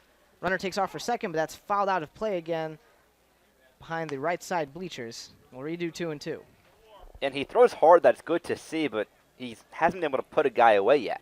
He's got a good curveball, throws that hard heat, but a lot of those fastballs have had plenty of plate.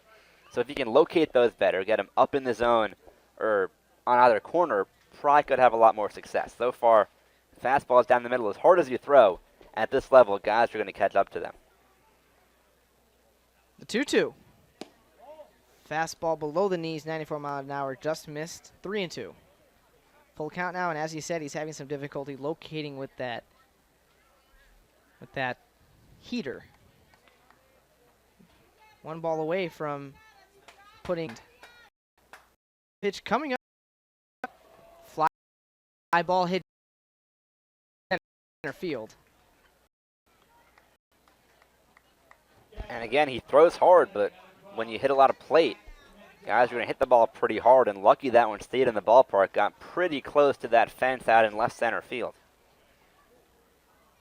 So one down in the top of the 6th. Runner on first sets up a double play opportunity for the Kettleers defense as the middle infielders Brody Weiss at second and Spencer playing in the 4th via the hit by pitch. So I guess he's technically 0 for 0 today. He did score a run,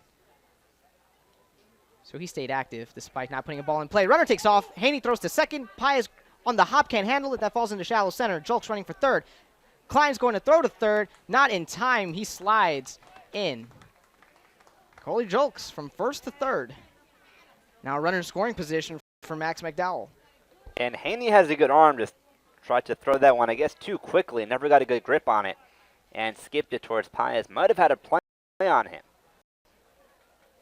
But the throw in the dirt, and Pius couldn't even down.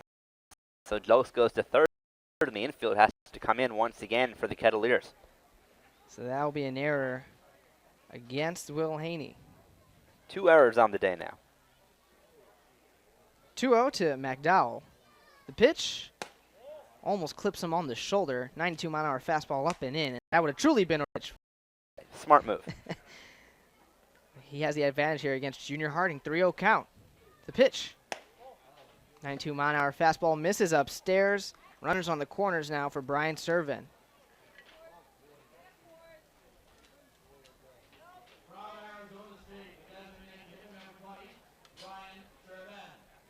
So Julks took second via the error, or actually stole second.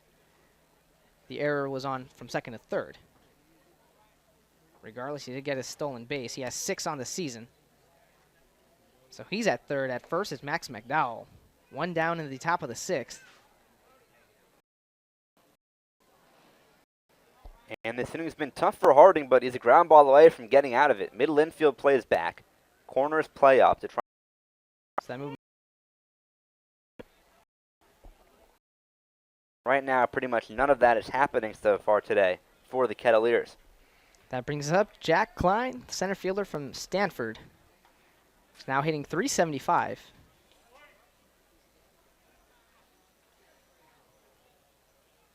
He's ready for the first pitch. Fouls it back out of play to the bleachers behind the Bourne dugout. Struggling to get my words out there. 0-1 to the count to Jack Klein. Runner at first is Michael Pius. He's being held by Reed Humphreys. Middle infielders playing a bit double play depth. Second baseman a bit farther in the infield. The 0-1. Klein pops that up out of play behind home plate. Falls behind 0-2.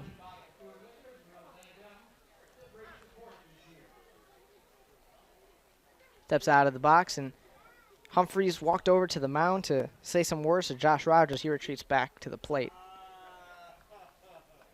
Still holding Pius at first.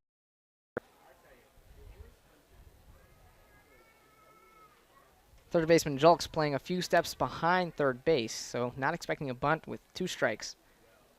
The 0-2 to Klein. Fastball misses up and away, 1-2.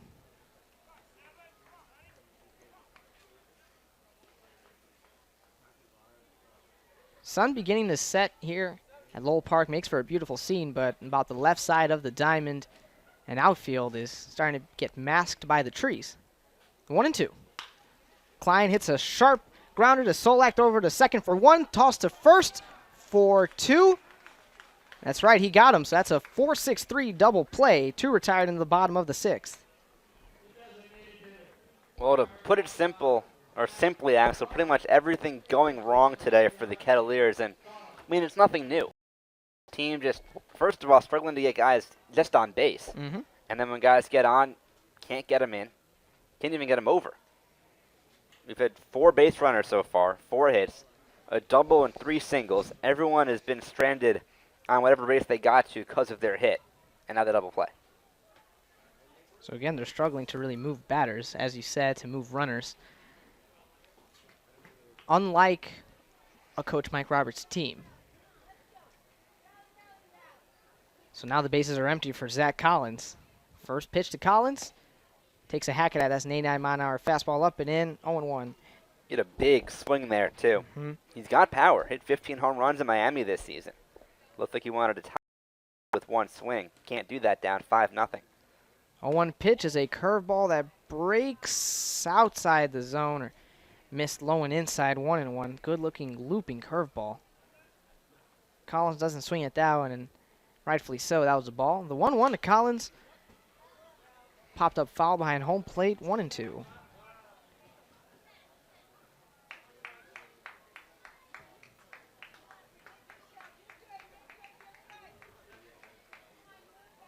Kettleers looking at Collins to be a spark in this offense. They desperately needed one. Pye is doing most of the heavy lifting. The 1-2 to Collins.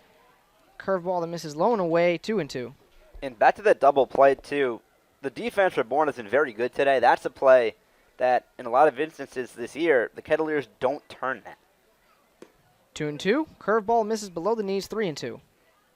And you don't turn that double play, well, that keeps an inning going, keeps the guy on base, an inning alive. And defensively, that's been, aside from hitting, the probably second biggest struggle for this team. Payoff pitch to Collins. Almost clips him. He'll walk. He'll walk, so he takes the base. And as you mentioned, I mean, not being able to move over base runners and getting them out, we could be looking at runners at first and second, but instead, well, we'd be looking at runners at first and second with 1 out. Now it's 2 outs and a runner just on first. As you mentioned, that's a good example about how this Bourne defense has been able to turn those double plays. That's what the Kettleers have not been able to do, and they've been made to pay. As the Bourne Braves head coach walks over to the mound to talk things over with Josh Rogers. He's pitched very well through 5 2/3. This may be it for him. As a Bourne Braves pitcher is waiting outside the bullpen door. Well, Rogers has been very good so far. Although a couple of walks this inning, he'll stay in the game. But it looks like he's starting to tire at least a little bit, losing accuracy. Just 3 singles through the first 5, 2 walks here in the 6th inning. Although that big double play erased the runner Paez, so just Collins on first with 2 men down for Berry. And Berry looking for his first hit of the season. Of course, he is new. He's playing just his 4th game. But struggling at the plate, only able to draw 2 walks so far this season. He's 0 for 2 today, struck out and flew out to center in the 4th. First pitch to Berry, swung on and hit into shallow center. That'll bloop in for a base hit.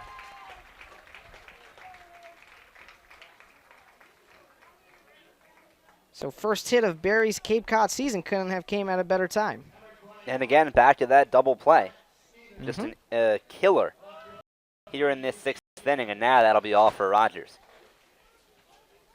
So Rogers will be relieved of duty, giving up 2 walks in this inning and a base hit as well. His night is over, but he pitched 5 2/3 very solid innings coming out of the bullpen for the Bourne Braves. It's a right-handed pitcher. Can't tell what number he's wearing. Seems to be wearing number 21 or potentially 31. We'll get that to you in just a second. That is number 31. That is Gavin Pittori, the righty from Wesleyan University, making his 5th appearance of the season. So 2 down in the Bottom of the 6th inning. Runners on first and second for the Kettleers and a new pitcher in. That's Gavin Pittori. We will head to a commercial break. You're listening to Cotuit Kettleer Baseball here on the Cape Cod Baseball League Network.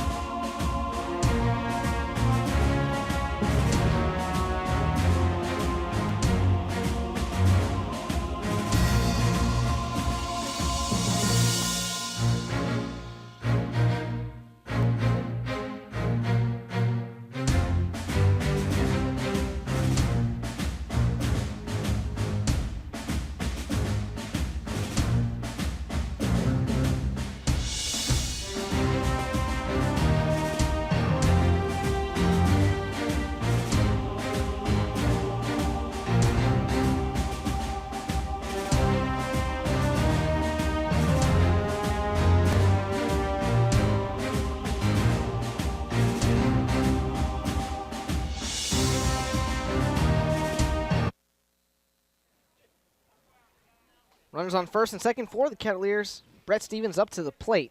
He's facing off against Gavin Pittori, making his 5th appearance for the Bourne Braves. That leads the Braves pitching staff. First pitch to Stevens. He hits foul along the left field line. 0-1, that was a 93-mile-an-hour fastball. So Josh Rogers pitched 5 2/3 very good innings of baseball, but the runners on first and second are there because of him. So his line is not yet closed. Gavin Pittori taking over in the bottom of the 6th. Pittori looks at second. The throw to Stevens. There's a breaking ball in the dirt inside. Nice block by McDowell. Holds the runners at 1-1.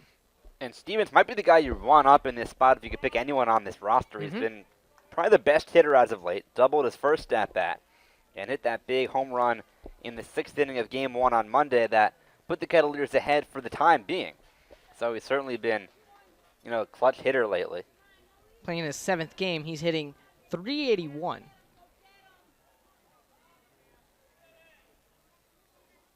One pitch to Stevens. Swings and hit high and out of play in the Cotuit parking lot. A young fan got under the ball, was not able to squeeze it. And in fact, didn't even get the ball. Another fan got the ball, so it's 1-2 to Brett Stevens. It's competitive for foul balls. He did all the hard work, but was not able to actually glove it. That's so frustrating. Pittori working out of the set. The pitch to Stevens. He hits that foul into the parking lot again. That one hit a car, even better view. No, I didn't hit a car. It bounced between. Magic. I'm telling you. The fact that so many baseballs miss cars in the parking lot, it's unbelievable. So the Kettleers get a hit, but leave 2 stranded. We now head to the top of the 7th. Cotuit trailing 5-0. You are listening to Cotuit Kettleers Baseball here on the Cape Cod Baseball League Network. The Kettleers and Cotuit Athletic Association welcome Spencer Hallett Plumbing and Heating as a premium sponsor and member of the exclusive Kettleers Club in 2015. This family-owned business has been providing heating and plumbing services to businesses and homeowners on Cape Cod for over 100 years. It's what you'd call local, as Spencer is a 4th-generation member of the business and 12th-generation Cape Codder.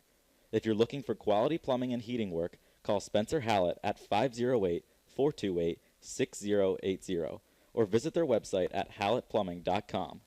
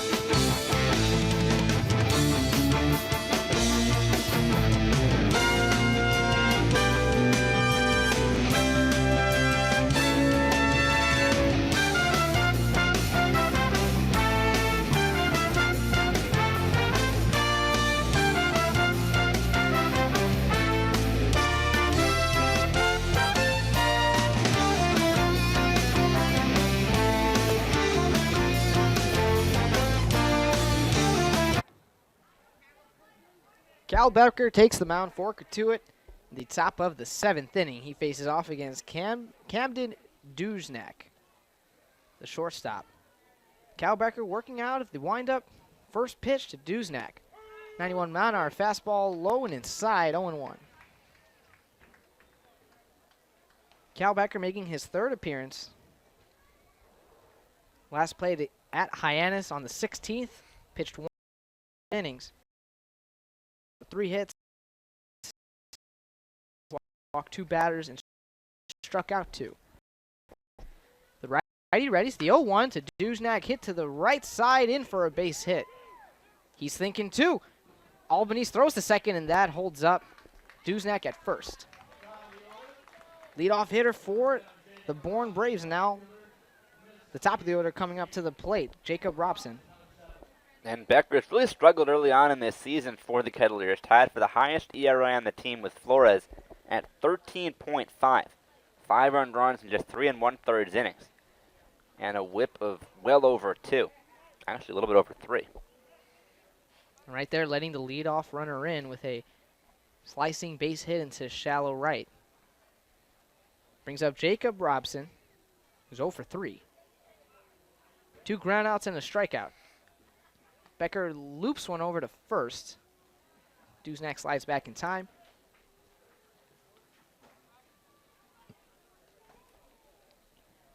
He's being held at first by Barry. And Becker now working out of the windup, or pardon me, the set. First pitch to Robson, 89 mile an hour fastball, misses upstairs, 1-0.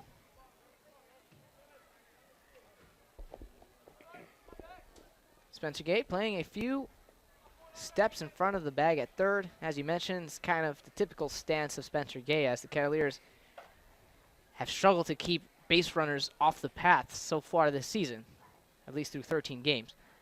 Becker readies the 1-0. To Robson, 87 mile an hour fastball, misses outside, 2-0.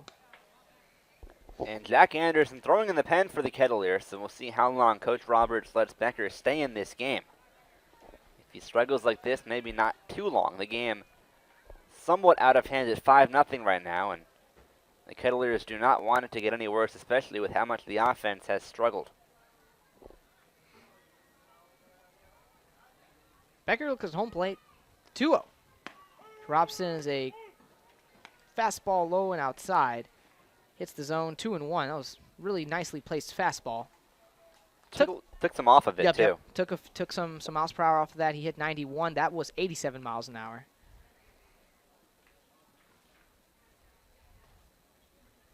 Middle infield playing double play depth. Throw over to first. Rocket that one.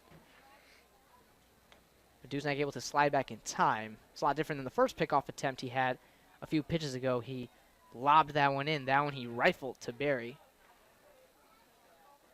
Maybe trying to lull Duznak to sleep. 2-1 to Robson. Runner takes off. Haney throws to second. Is in the dirt. Pius can't handle it. Coming off the bag is Robson, and he is out.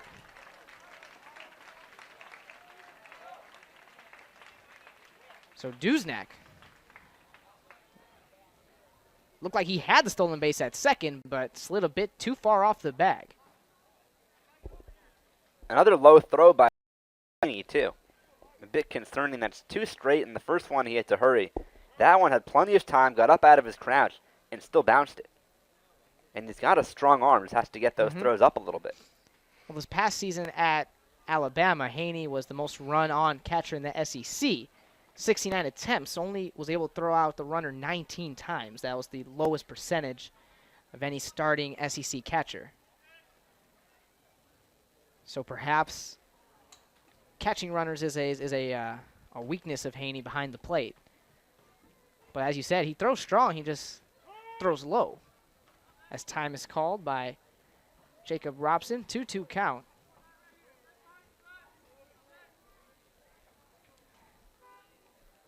So Camden Duznak, that's a 2-4 caught stealing.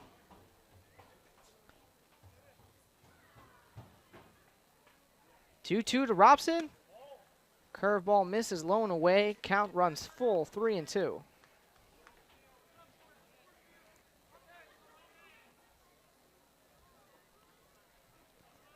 Now Becker working back out of the windup.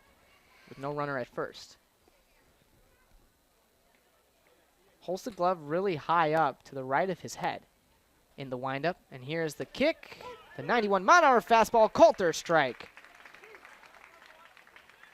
Got the outside corner of the plate, and Jacob Robson retreats back to the Bourne dugout, 2 down in the top of the 7th.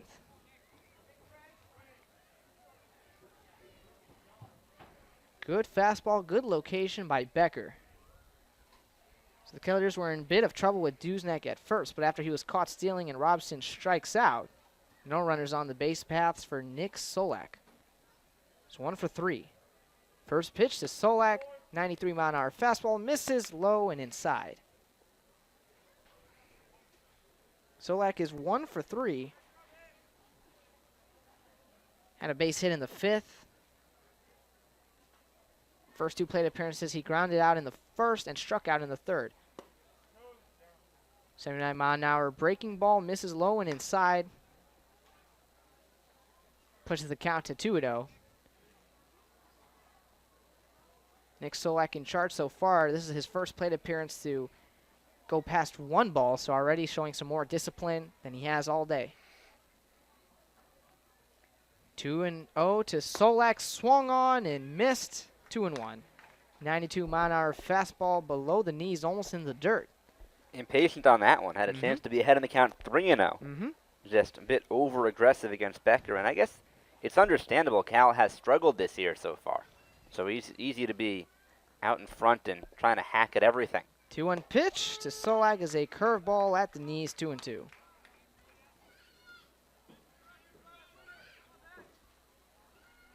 after falling behind 2-0, Becker able to tie it back up 2-2. Followed up a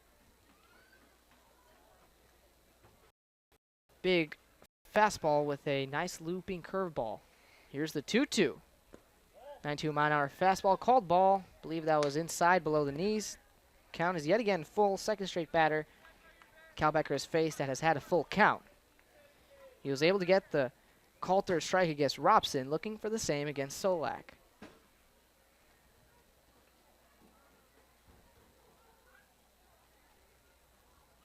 The payoff pitch is a curveball in the dirt, so he walks Nick Solak. This inning is still not yet over.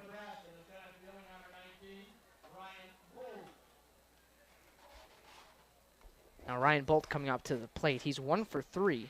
Had a single in the 1st, flew out in the 3rd, struck out looking in the 5th.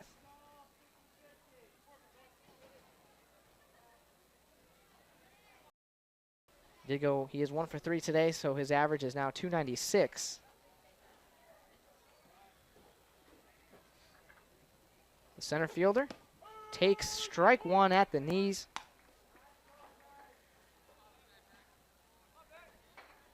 And the on-deck circle is Corey Julks if he gets to that point. He had a single in the 6th, also scored a run. And that run extended the Bourne lead to 5-0. The 0-1 to Bolt. Fastball misses low and away, 1-1. Haney thought that was a strike, tried to frame that one well and sell it on the outside corner. Just didn't get the call from Burns.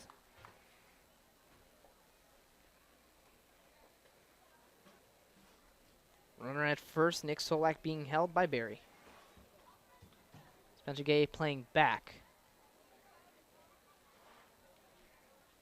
Becker readies the 1-1. The runner takes off. Haney throws to Paez at second, and he is not there in time. Stolen base for Nick Solak. A better throw, though. So So at much least better throw. improvement. Although the throw late, maybe Haney took longer to make sure that throw was on a line instead of on a bounce. Right. Either way, Solak safe with his 2nd straight steal. Stole one in the 5th, and now again here in the 7th. He was left stranded at second base in the 5th. Cal Becker looking to induce the same result here in the top of the 7th. The runner is in scoring position for Ryan Bolt. The pitch to Bolt, he fouls back and out of play. His 3rd straight Bourne batter to have a 3-2 full count. And as usual, you got a bunch of little kids running after the foul ball. I was like that when I was younger. Really? I went to a minor league, either single A or rookie ball game one time. I think I got like 4 or 5 foul balls. You're like that guy who caught A-Rod's 3,000th hit. Says he's caught like 8,000. That guy didn't give it back, too, which I think is funny. For A-Rod, probably not. 3-2 to Bolt. Nubbed, foul, and hit the fence right in front of our window here in the press box. Bolt shaking his head, looking unhappy that he wasn't able to get better wood on that ball. Yeah, I went to a Cubs game with my brother before coming out here, and Dexter Fowler was leading things off, and he fouled one, and we were in like the upper bowl, and my brother, it hit his hand, but he wasn't able to corral it in. Didn't have a glove? No glove. That's the killer. Yeah, and it ruined his day, and he's older, by the way. He's 28, so. Still, when you miss that one, it's tough. That's true. 3-2 to Bolt, fouled out of play again. I don't know if you saw on SportsCenter either last night or this morning, there were a couple of nice barehanded plays by fans. Mm-hmm. Well, it was in the Cubs game last night. Yeah, he had a baby. A dad carrying one-handed barehand catch, although it was actually called for interference, so it wound up being an out. But still, that was impressive. It was a good catch. With the baby in his arms, too. Yeah. High risk. I'm not sure how I feel about that move, though, to have the baby. His, a little endangering, I think. I think his wife was sitting next to him, so she seen it. Well, good thing the baby was safe, and the Cubs ended up winning an extra, so there you go. No foul, I guess. And my Mets lost. But, oh well, it happens. 3-2 to Bolt. Hit to the left side, foul. 3 straight foul balls by Ryan Bolt. This count stays full, 3-2. Well, did you see the really good story on SportsCenter? What happened with Miguel Cabrera? Sounds familiar. So the Tigers played at the Indians last night. Mm-hmm. And a Indians fan, I think in the 5th inning, whatever, it doesn't really matter, on a foul ball, ground ball foul by first base. Fouled out again. Dan, go ahead. He was sitting, I think, first row, right by first in foul territory, ground ball foul, reaches out, makes the play with his hat, and then starts kind of yelling at Cabrera a little bit. Mm-hmm. Apparently that, he's got to be more into the game, wasn't lively enough. Yeah. So next half inning, Cabrera goes to the dugout and comes back and gives the kid a bat and a pair of batting gloves. So safe to say Miguel Cabrera's got a new fan who's also an Indians fan. 3-2 to Bolt.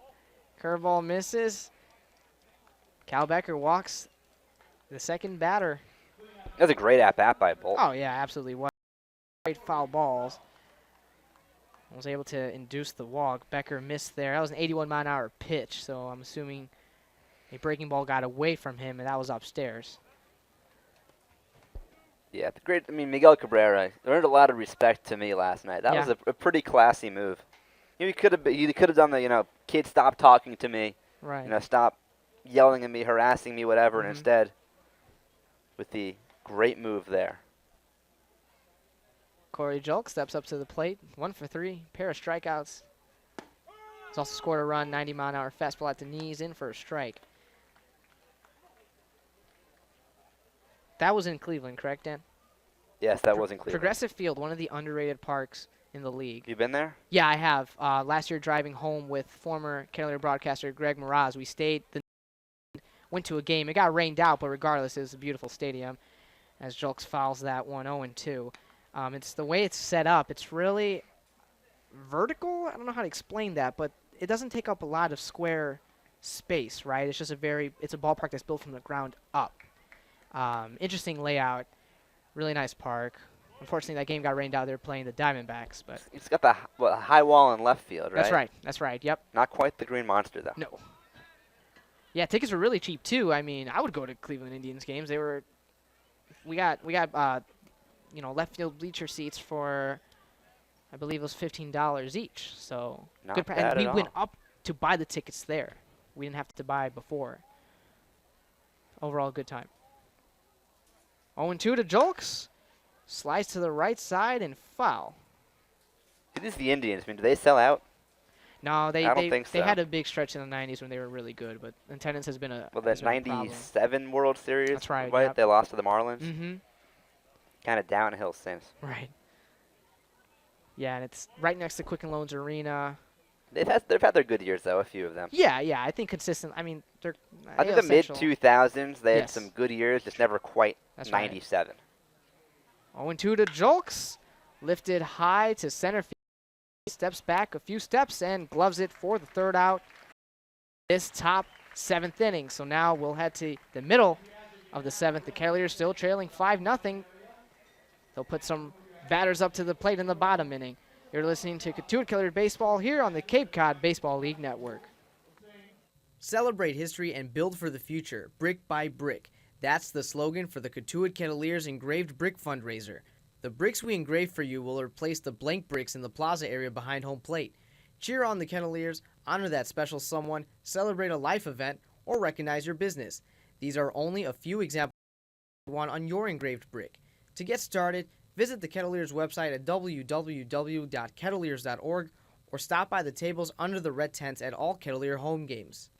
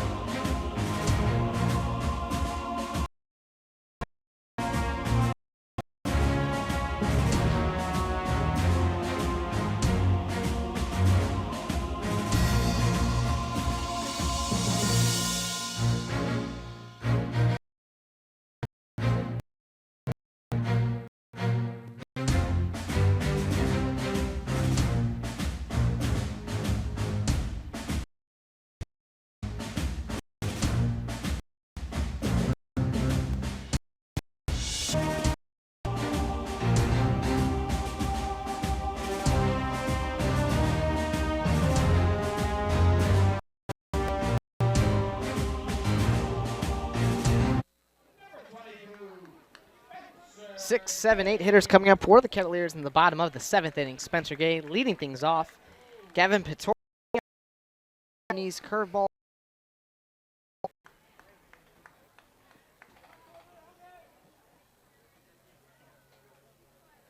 2-0 pitch to Albanese in the zone. Another curveball, 1-2. He shook his head and stepped out of the box. A bit unhappy with himself, probably for not swinging at that pitch. Hung a bit, though it was in the inside part of the zone. The 1-2 to Albanese. Swing and a miss. He chased the curveball and he's retired. He's going back to the dugout. One down in the bottom of the 7th.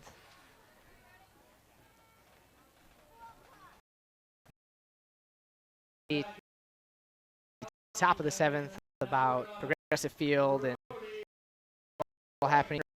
How many ballparks have you been to? I've been to more than you have. You said fun. Wrigley, you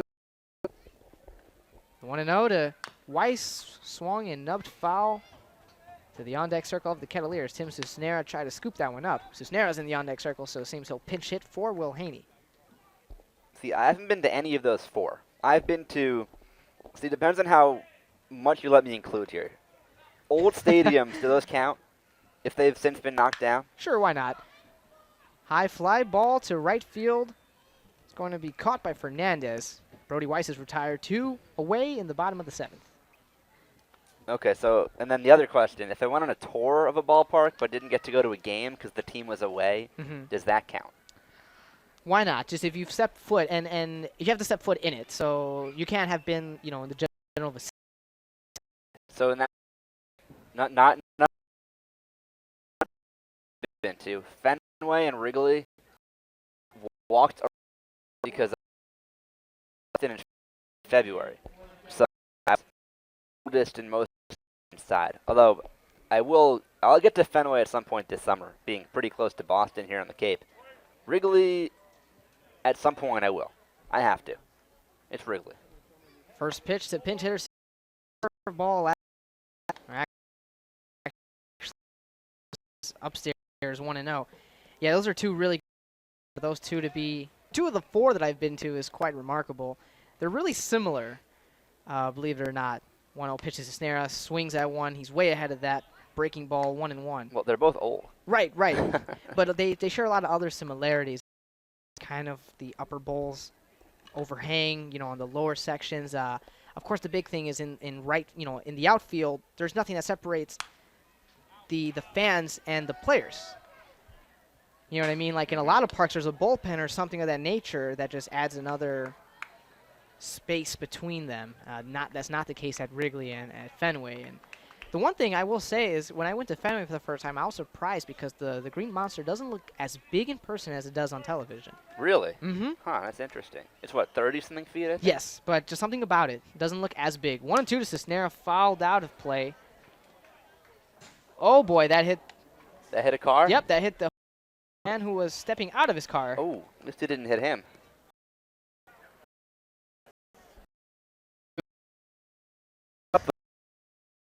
If you want it. Sure, yeah. So I'm from the New York area. I'm a Mets fan.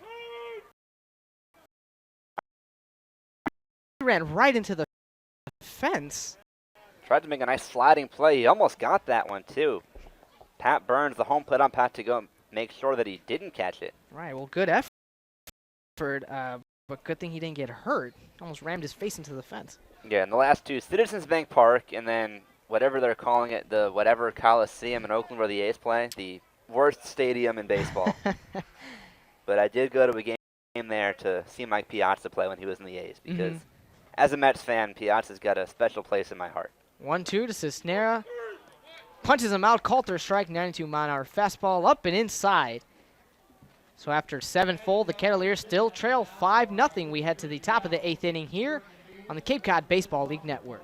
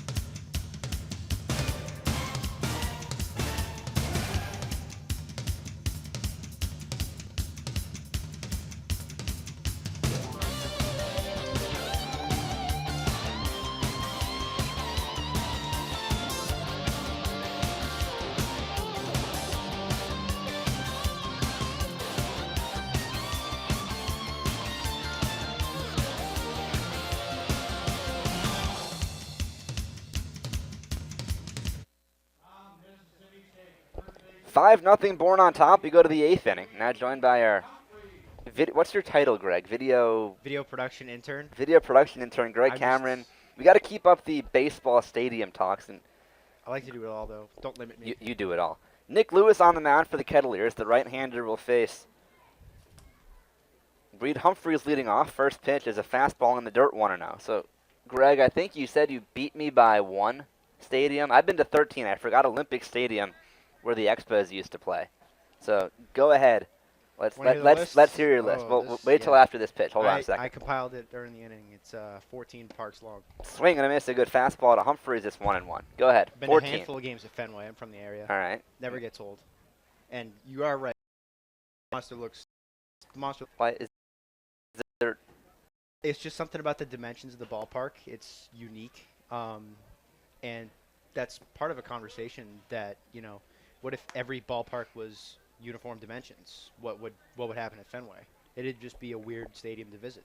Changed up low, it's 2-1. See, have you ever been on top of the monster? I wonder if it looks bigger when you're looking down. Does it look bigger when you're looking down? Definitely does, and we get the chance to do that in about a week or so when we go up Tuesday. there for Scout Day. Yep. Looking forward to that, and I'm sure these guys are too. I think I might be looking forward to it more. I've never been to Fenway. I've walked around it, not inside of it. 3-1 on Humphreys leading off the 8th inning. He's 1 for 3, homered in the 4th inning. Lewis set. Now the pitch. Taking a fastball on the outside corner, 3-2. All right, so Fenway's number 1. Olympic Stadium in Montreal, Shea Stadium, Chase Field, the old Marlins Park. Don't remember the name at the time. Was it Sun Life, maybe? I it don't was know. At one point. I know it was Sun Life Stadium. I think that had like 5 different names in a short span. It rained the night I went, and it was. It always. That's why they have a roof now at Marlins Park. Poncho night the night I met. The night I went, and it rained, so it was perfect, and I still have that poncho. 3-2 on Humphreys. The pitch is a fastball on the dirt, ball 4, and Humphreys draws a leadoff walk to begin the 8th inning. All right, so go on. I've been to the Trop a couple times. It's how is that one? It's nice. It's just empty? unfortunate they can't fill it. It really is. They're building a new stadium, aren't they? Yes. So maybe the new stadium will help get more fans. Hopefully. Because they've series playoffs. I've noticed that the fans that do go are really loyal. It's kind of like the Diamondbacks, in my opinion. Loyal fan base, just not enough of them. Max McDowell takes a fastball low, 1-0, with Humphreys on first. No one out in the 8th inning. It's 5-0 Bourne. All right, so the Trop, what's next? I hit the West Coast like you. All of them on the West Coast? I've been to all 7. Oh, not all of them. Angel, Dodger, AT&T, and Petco. All right, the 1-0. Swinging a high fly ball towards center. Coming on is Klein, still coming. And he makes the catch with one hand, running in for out number 1. I got to say, Petco is pristine. Petco is beautiful.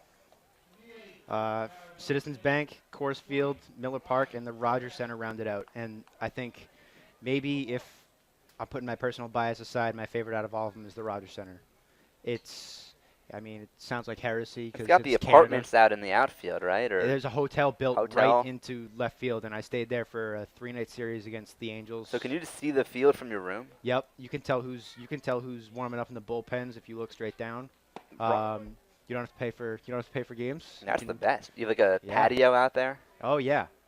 I got it. So that's the place to go. How expensive is that a night though? I don't know. I mean, I wonder how much the price changes when they're at home or on the road. There's a lot more to do in Toronto than you think. Ryan Servin grounds one to short. Could be 2. Paez bobbles the ball and has no play. And another Kettleers error. Well, that was pretty much a tailor-made double play. Instead, the Kettleers don't get any outs. And the Braves have runners on first and second, 1 man down in the 8th. And Vince Fernandez coming up.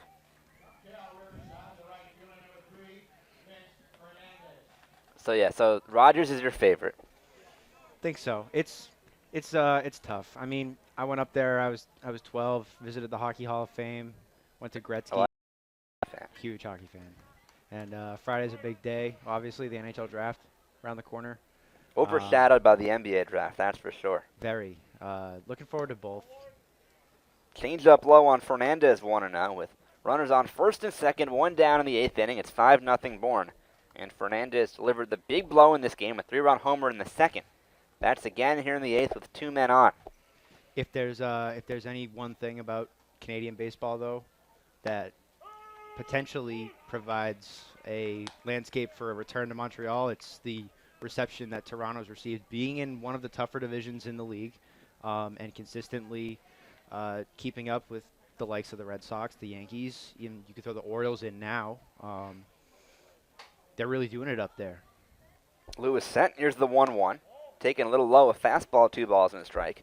Marco Estrada had a perfect game of the 8th inning today for the Blue Jays. So. And if anyone saw Josh Donaldson's catch today, you would know why they get excited for that game. That was beautiful. He goes all out. And even back to Montreal, the Mets and Blue Jays played 2 exhibitions at the end of spring training there last year. And so here's the 2-1. In the dirt, skips a foot away from Cisnera, but the runners stay. 3-1. Sold out both games. Mm-hmm. Or at least if it wasn't sold out, very close to capacity. They want baseball there. New commissioner Rob Manfred is not opposed to moving it back. I just don't think. Who do you move? You're not going to move the Nats from D.C. Is it time for expansion is the question. I don't know. 30.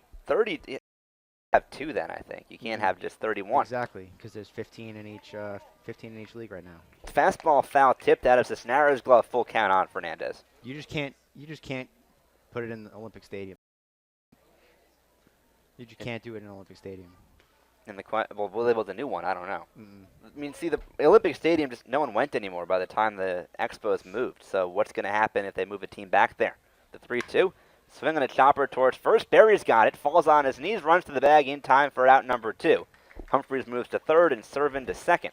You think But a big second out. Think they should move the Rays, Axel? Yeah? We can't. No one else can hear you, Yeah? Axel. But Axel said Axel said yes. Axel's in favor of moving Well, the Rays. they're It's building a tough. new stadium in Tampa, though, so it's too late for that. Mm. They already they started on that. They're not going to then all of a sudden move them. It's a tough situation. Camden Dusnak the batter with Humphreys on third. Servin on second, 2 down in the 8th. Righty Lewis set. Here's his first pitch. Fastball taken down the middle, a called strike. It's 0-1. Do you have a least favorite with the Olympic Stadium? Probably. It's too dilapidated. You haven't been to the Coliseum in Oakland. I haven't. That is, trust me, it's not baseball. The I've 0-1, heard nightmares. inside 1-1. We have It's a football stadium, We have and they just play baseball there. Yeah. I mean, the entire upper deck is closed off. We have an old intern working there, Seth Bernstein, and I mean, he knows it's not the best place to work, but it is a major league team. It is a major league field. Swinging a dribbler foul by third. 1 ball, 2 strikes on Dusnak. And they are a club that garners attention, not just because of, the movies and the Moneyball, the whole Yeah. Billy Bean thing, that certainly helps. Yeah, no, it does. They can field a pretty good team with the way that they approach the salary too. They're kind of overshadowed by the Giants, though. Mhm. They have 3 championships in the last 5 years playing right across the bay. And then you get the A's who play in one of the worst, probably the worst stadium in baseball. Meanwhile, AT&T Park is beautiful. 1-2 on Lewis set. Now the pitch. Swinging a dribbler foul back to the screen. Still 1-2 with 2 down in the 8th. 5-0 Bourne. They have runners on second and third. The night I was at AT&T was the night before Barry Bonds' 756th home run, and he was scratched Ooh. from that game. Oh, that's frustrating. Mhm. What did you do the night after? Like still the night that he angry. hit the home? Were you still in? No, I left the next day for LA. Swinging a liner towards center, coming on. It's Klein. He dives and he makes it. Reaching down and to his left to save 2 runs, and the inning is over. Beautiful play by Klein to end the inning. And Greg, thank you for making your first on-air appearance of the year. Hope it was fun. This was awesome. Thanks, guys. I don't Dream come actually true. might lose your job. All right, he laughed. I don't think he's worried. No runs, no hits, and error 1 left. Middle of the 8th inning, it's 5-0 Bourne on the Cape Cod Baseball League Network.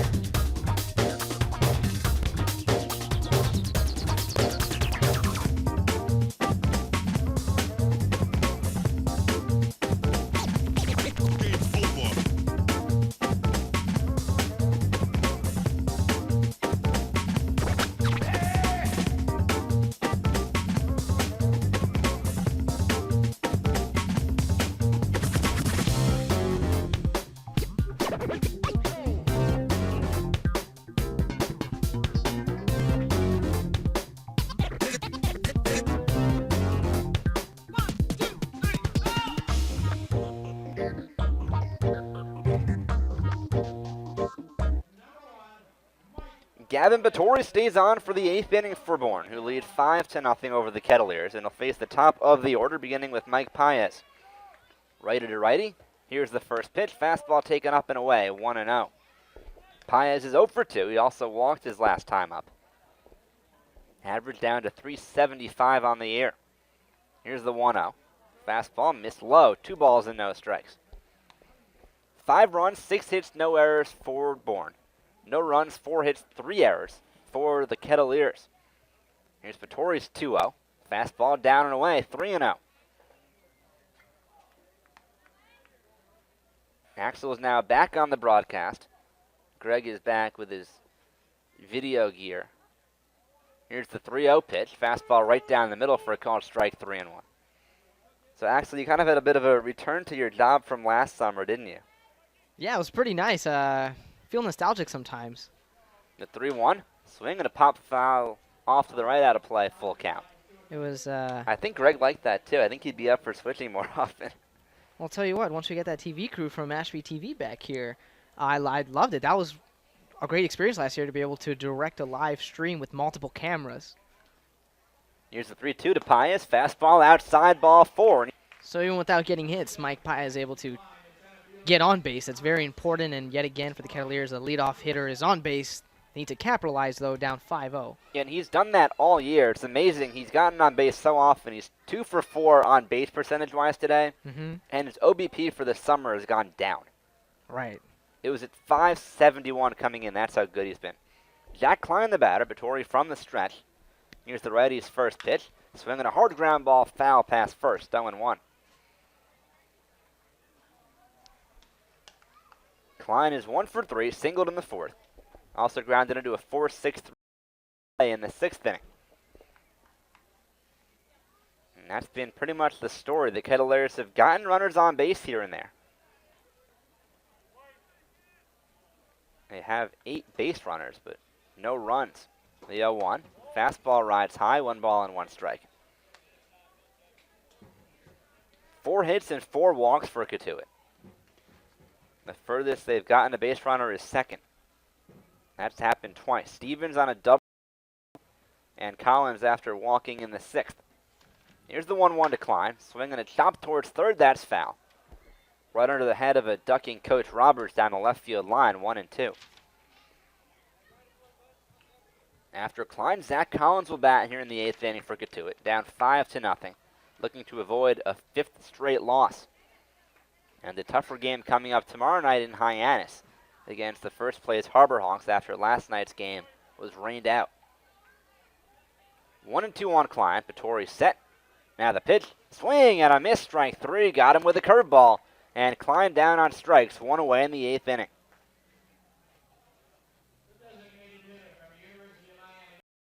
One down. Sorry, 1 up. 2 up, 1 down. Paez is on first, and Zach Collins coming up. Collins 0 for 2. Lined out sharply in the 1st, popped out in the 4th, walked in the 6th. Still looking for his first Kettleers hit, big lefty. Here's the first pitch. Fastball taken above the letters, 1-0. 94, Vittori throwing in the heat on that first pitch to Collins.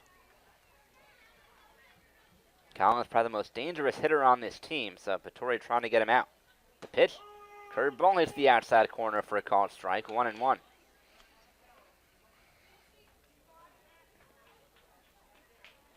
Sun setting off to our left, time call to the plate by Collins. On what has been just a beautiful day for baseball here in Cotuit. Started off a little bit hot, but now the sun's gone down. It's cooled off to a very comfortable temperature. Vittori set. Paez leads off first. He runs, the pitch is taken high, throw down to second is in time, they got him. And Paez can't believe it. From up here, it looked like he got his foot underneath the tag from the shortstop Duznak. But the third base umpire, Mike Collier, said no, he did not. And Paez caught stealing 2 men down in the 8th inning. And yet another base runner retired. The Kettleers really struggling to keep the runners on base and moving them over. As you said, no one's gone past second. In that situation, though, you are down 5-0. Really don't lose a lot by running. Fastball high to Collins, 3-1. So you don't lose much, I guess, by running and taking your chances, but they have not been successful today in that department. Fastball missed down on in ball 4, and Collins draws his 2nd straight walk. And I guess there are 2 sides to look at it as far as that caught stealing goes. I mean, for one, down 5-0, you don't want to make outs on the bases. But at the same time, when you've had nothing going offensively, you kind of got to do something to spark some offense. And whether or not it's been caught stealings or double plays, aggressive or non-aggressive base running, it hasn't worked. Brandon Berry, the batter. Vittori's first pitch is a fastball strike down the middle, 0-1. Berry 1 for 3, picked up his first Kettleers hit in a single in the 6th inning. That was the last batter that Josh Rogers faced. Vittori's been in there ever since. Ready, set of the belt. Here's the 0-1. Fastball missed downstairs. 1 ball, 1 strike.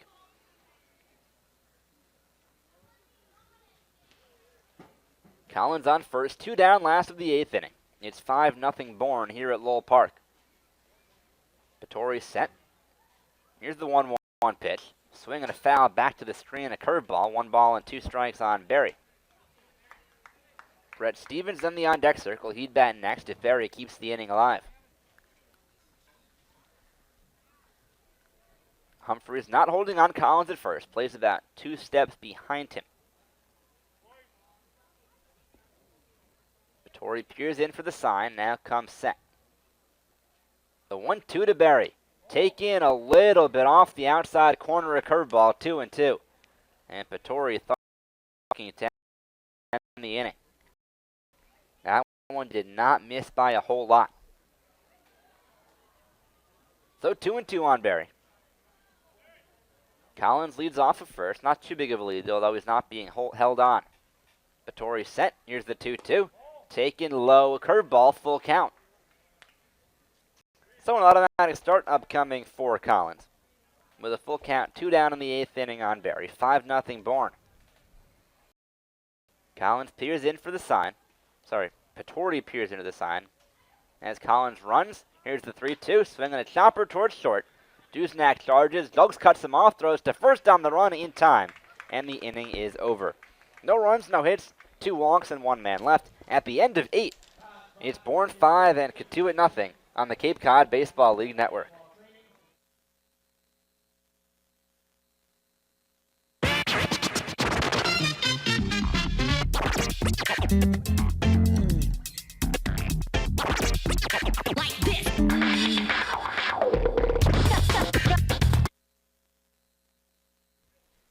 Bank of Cape Cod is proud to sponsor today's Cotuit replay from a former Kettleer. With branches in Hyannis, Osterville, and Falmouth, rediscover local banking with Bank of Cape Cod. Danny D. Kroger from 2013 has this replay. Playing at Cotuit was an incredible experience. I remember my great teammates and my generous host family, the Faders. I remember Coach Roberts and his coaching staff dedicating hours and hours every day before games to work with us individually on our skills. And I'll always remember the great support from our loyal fans when they packed the stands for every home game of the playoffs and every road game of the playoffs during our championship run. It was an experience I'll never forget. Danny D. Kroger with his Cotuit replay, brought to you by the Bank of Cape Cod with branches in Hyannis, Osterville, and Falmouth.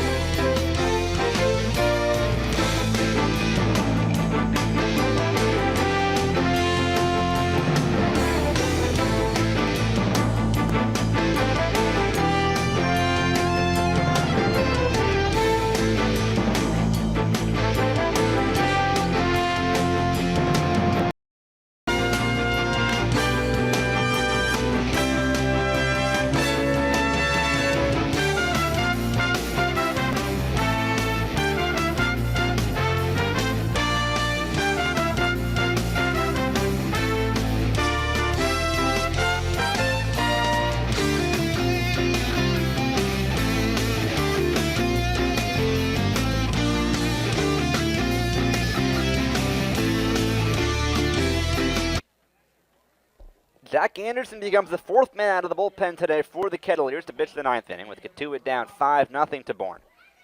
Anderson making his 5th appearance of the year. He's 1-1 with a 2.7 ERA. He last played a couple days ago in Game 2 of that doubleheader against Harwich, pitched a scoreless inning, struck out 2. He is a submarine pitcher out of Evanston, Illinois. I go to Northwestern University. That's in Evanston, Illinois. He, however, goes to Penn State, a rival Big Ten school. Jacob Ross off a left-hand batter. And the first pitch is a fastball taken high, 1-0. Anderson is submarine-style right-hander. And a defensive change for Cotuit. Paez and Weiss switch. So Paez now at second. Weiss is playing short. Anderson set. Here's the 1-0. Inside a fastball, 2 balls and no strikes. Robson 0 for 4 today. Ground out to short, then a strikeout. Then another ground out to short, and another strikeout. Anderson set. Here's the 2-0. Taking a breaking ball, and that one hits the inside corner, 2-1.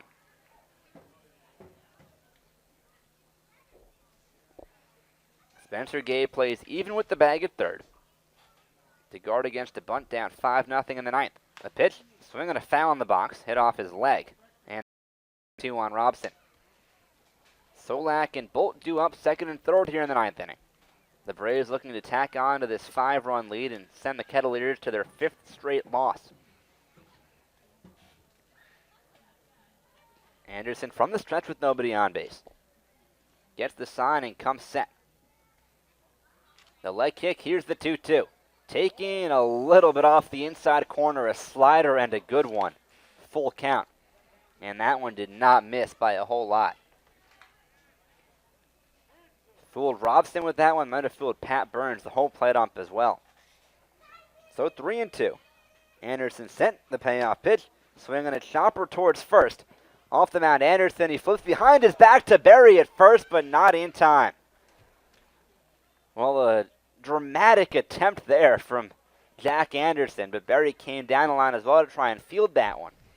And by the time he got back to the bag and caught that ball, Robson was safe at first, but you know, certainly an interesting and a pretty good behind the back effort too from Anderson.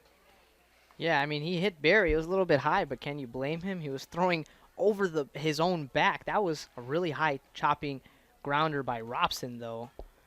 Nick Solak, the batter. First pitch to the righty. He takes on the inside corner, a fastball 0-1. Well, that ball is hit into no man's land, and Robson, the leadoff man, runs pretty well on base for the first time today. And Berry was stuck between fielding it himself or letting Anderson field it and covering. The 0-1, high, a fastball throw to first by Cisnera, and Robson dives back in safely ahead of the tag.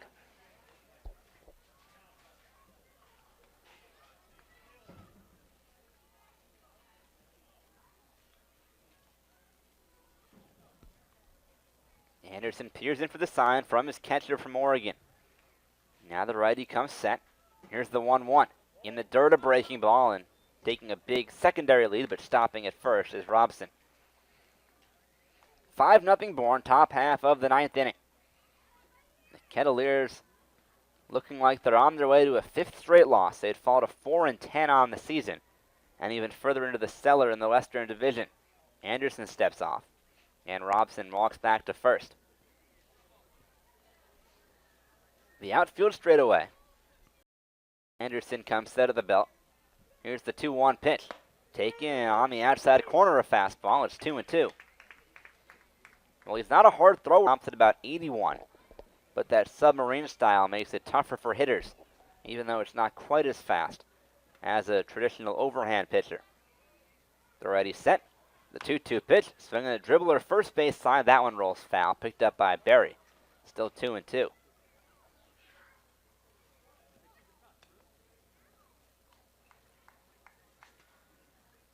Ryan Bolt waiting on deck. With Robson on first, no one out, top of the ninth inning. It's 5-0 Bourne.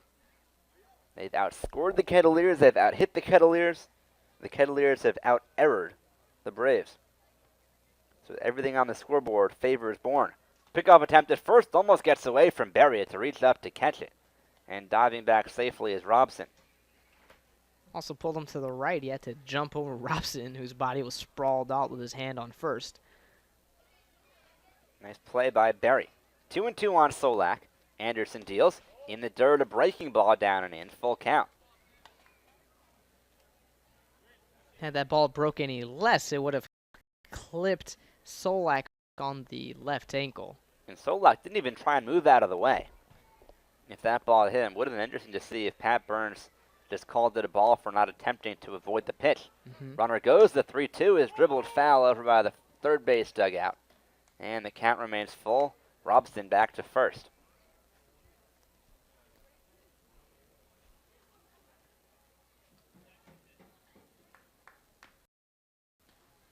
Robson just taking his time, slowly walking back into first. Has dirt all over the front side of his uniform from diving back in on those pickoff attempts.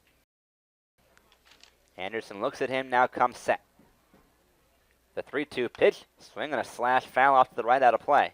Still 3-2, and Robson that time didn't go on the payoff pitch.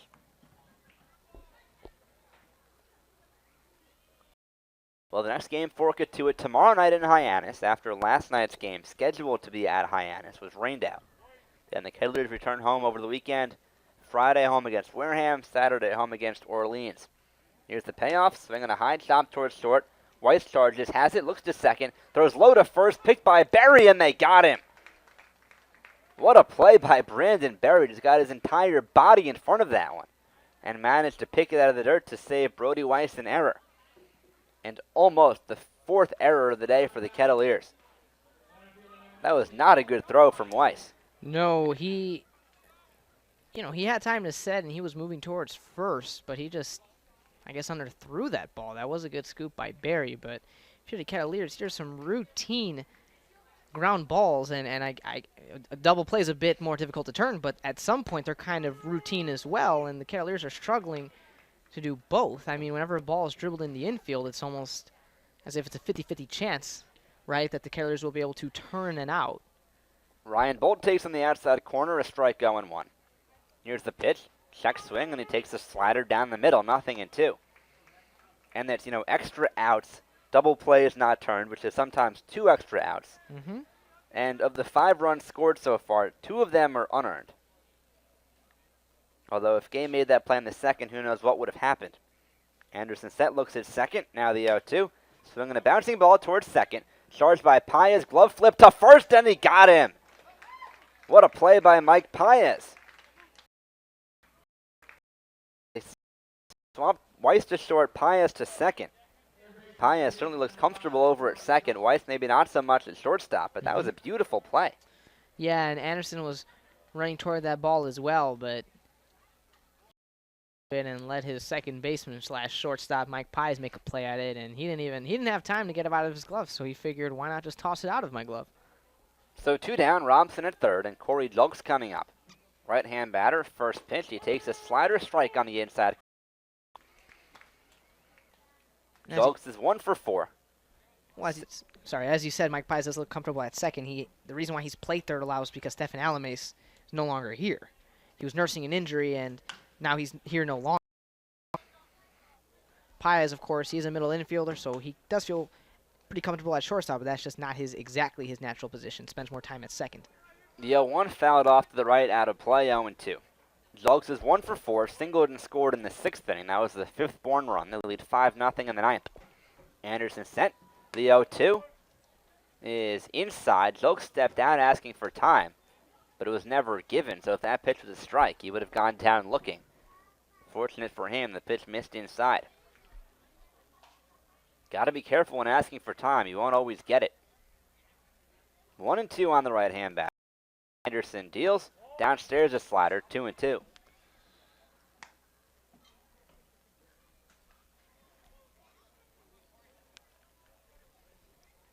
If Jolks gets on, Reed Humphreys with bat next here in the 9th inning for the Braves.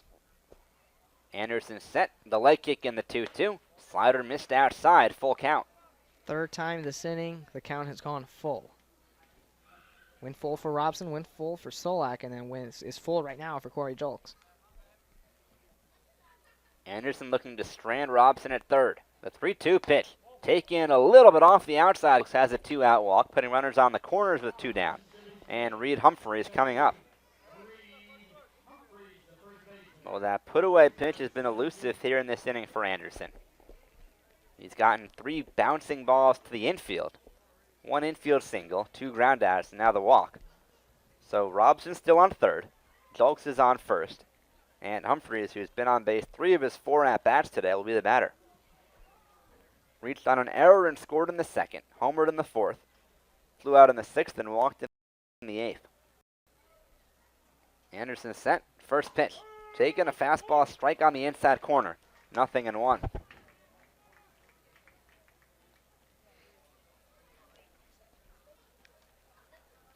Crowd emptying out in the 9th inning with the Kettleers down 5-0 here at Lowell Park. Anderson set. Here's the 0-1. Taken high, a fastball, 1 ball and 1 strike.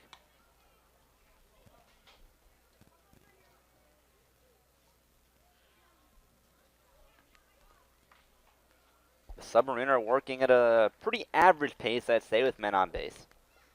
He comes set. Here's the 1. I'm going to ground ball to second. Paez knocks it down, flips to Weiss at second for the 4th play, and the inning is over. No runs, 1 hit, a walk, and 2 left. We go to the bottom of the 9th inning. Last chance for Cotuit, down 5-0 on the Cape Cod baseball.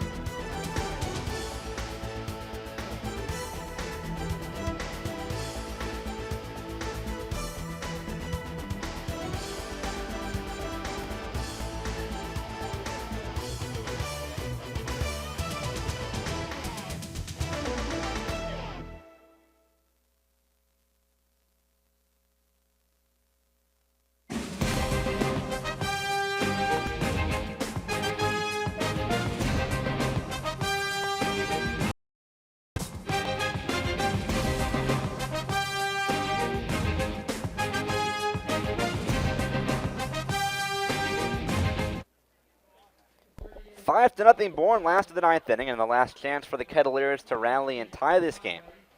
And Austin Conway, the right-hander, the new pitcher out of the bullpen for Bourne. Conway from Indiana State makes his 5th appearance of the year. He has 2 saves, an 0-1 record, but a 0 ERA. He's pitched very well. Just 2 hits and 1 walk in 5 innings, has 7 strikeouts. Brett Stevens leads off. First pitch is a fastball inside, 1-0. Stevens then gave an Albanese in the last of the 9th inning. Cotuit needs 5 runs to tie.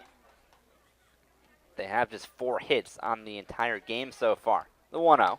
Fastball up and away, 2-0 on Stevens.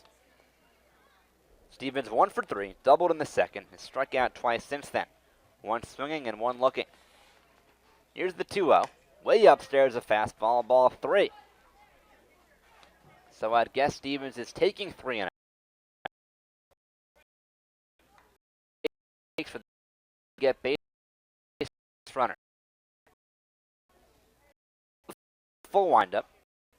Brings the left leg back. Now the pitch taken right down the middle of fastball, 3-1.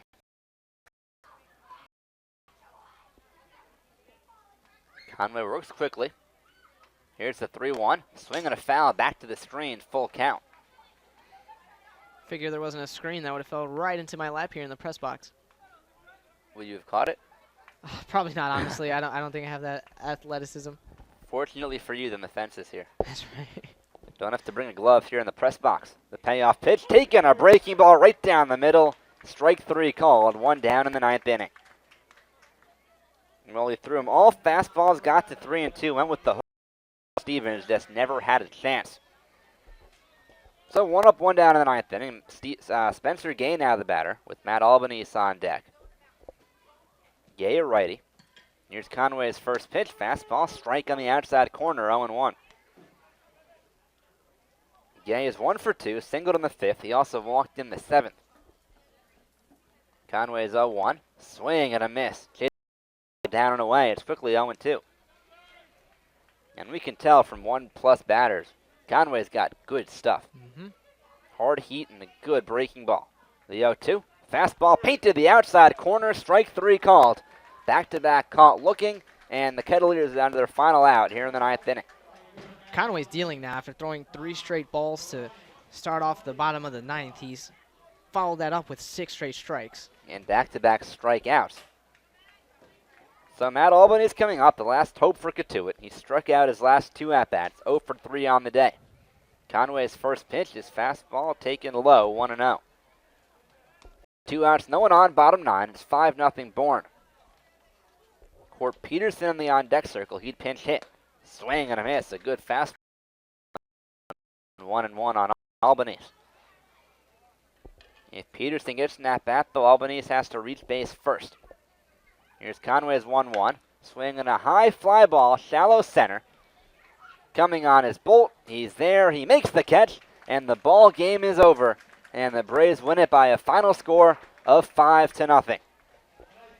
Nothing across in the 9th inning for Cotuit, and Axel just a frustrating performance. Once again, the defense not good. 3 errors, a couple of unearned runs came across, and just 4 hits on the day. The offense continues things done for the Kettleers. Yeah, they've been struggling to advance runners. They're either getting caught stealing, being thrown out, grounding into double plays. They're not doing a great job of giving their runners a chance on the base paths to make some noise. And if you're Matt Milburn, you got a feel for him. I mean, he pitched 5 innings, pitched pretty well.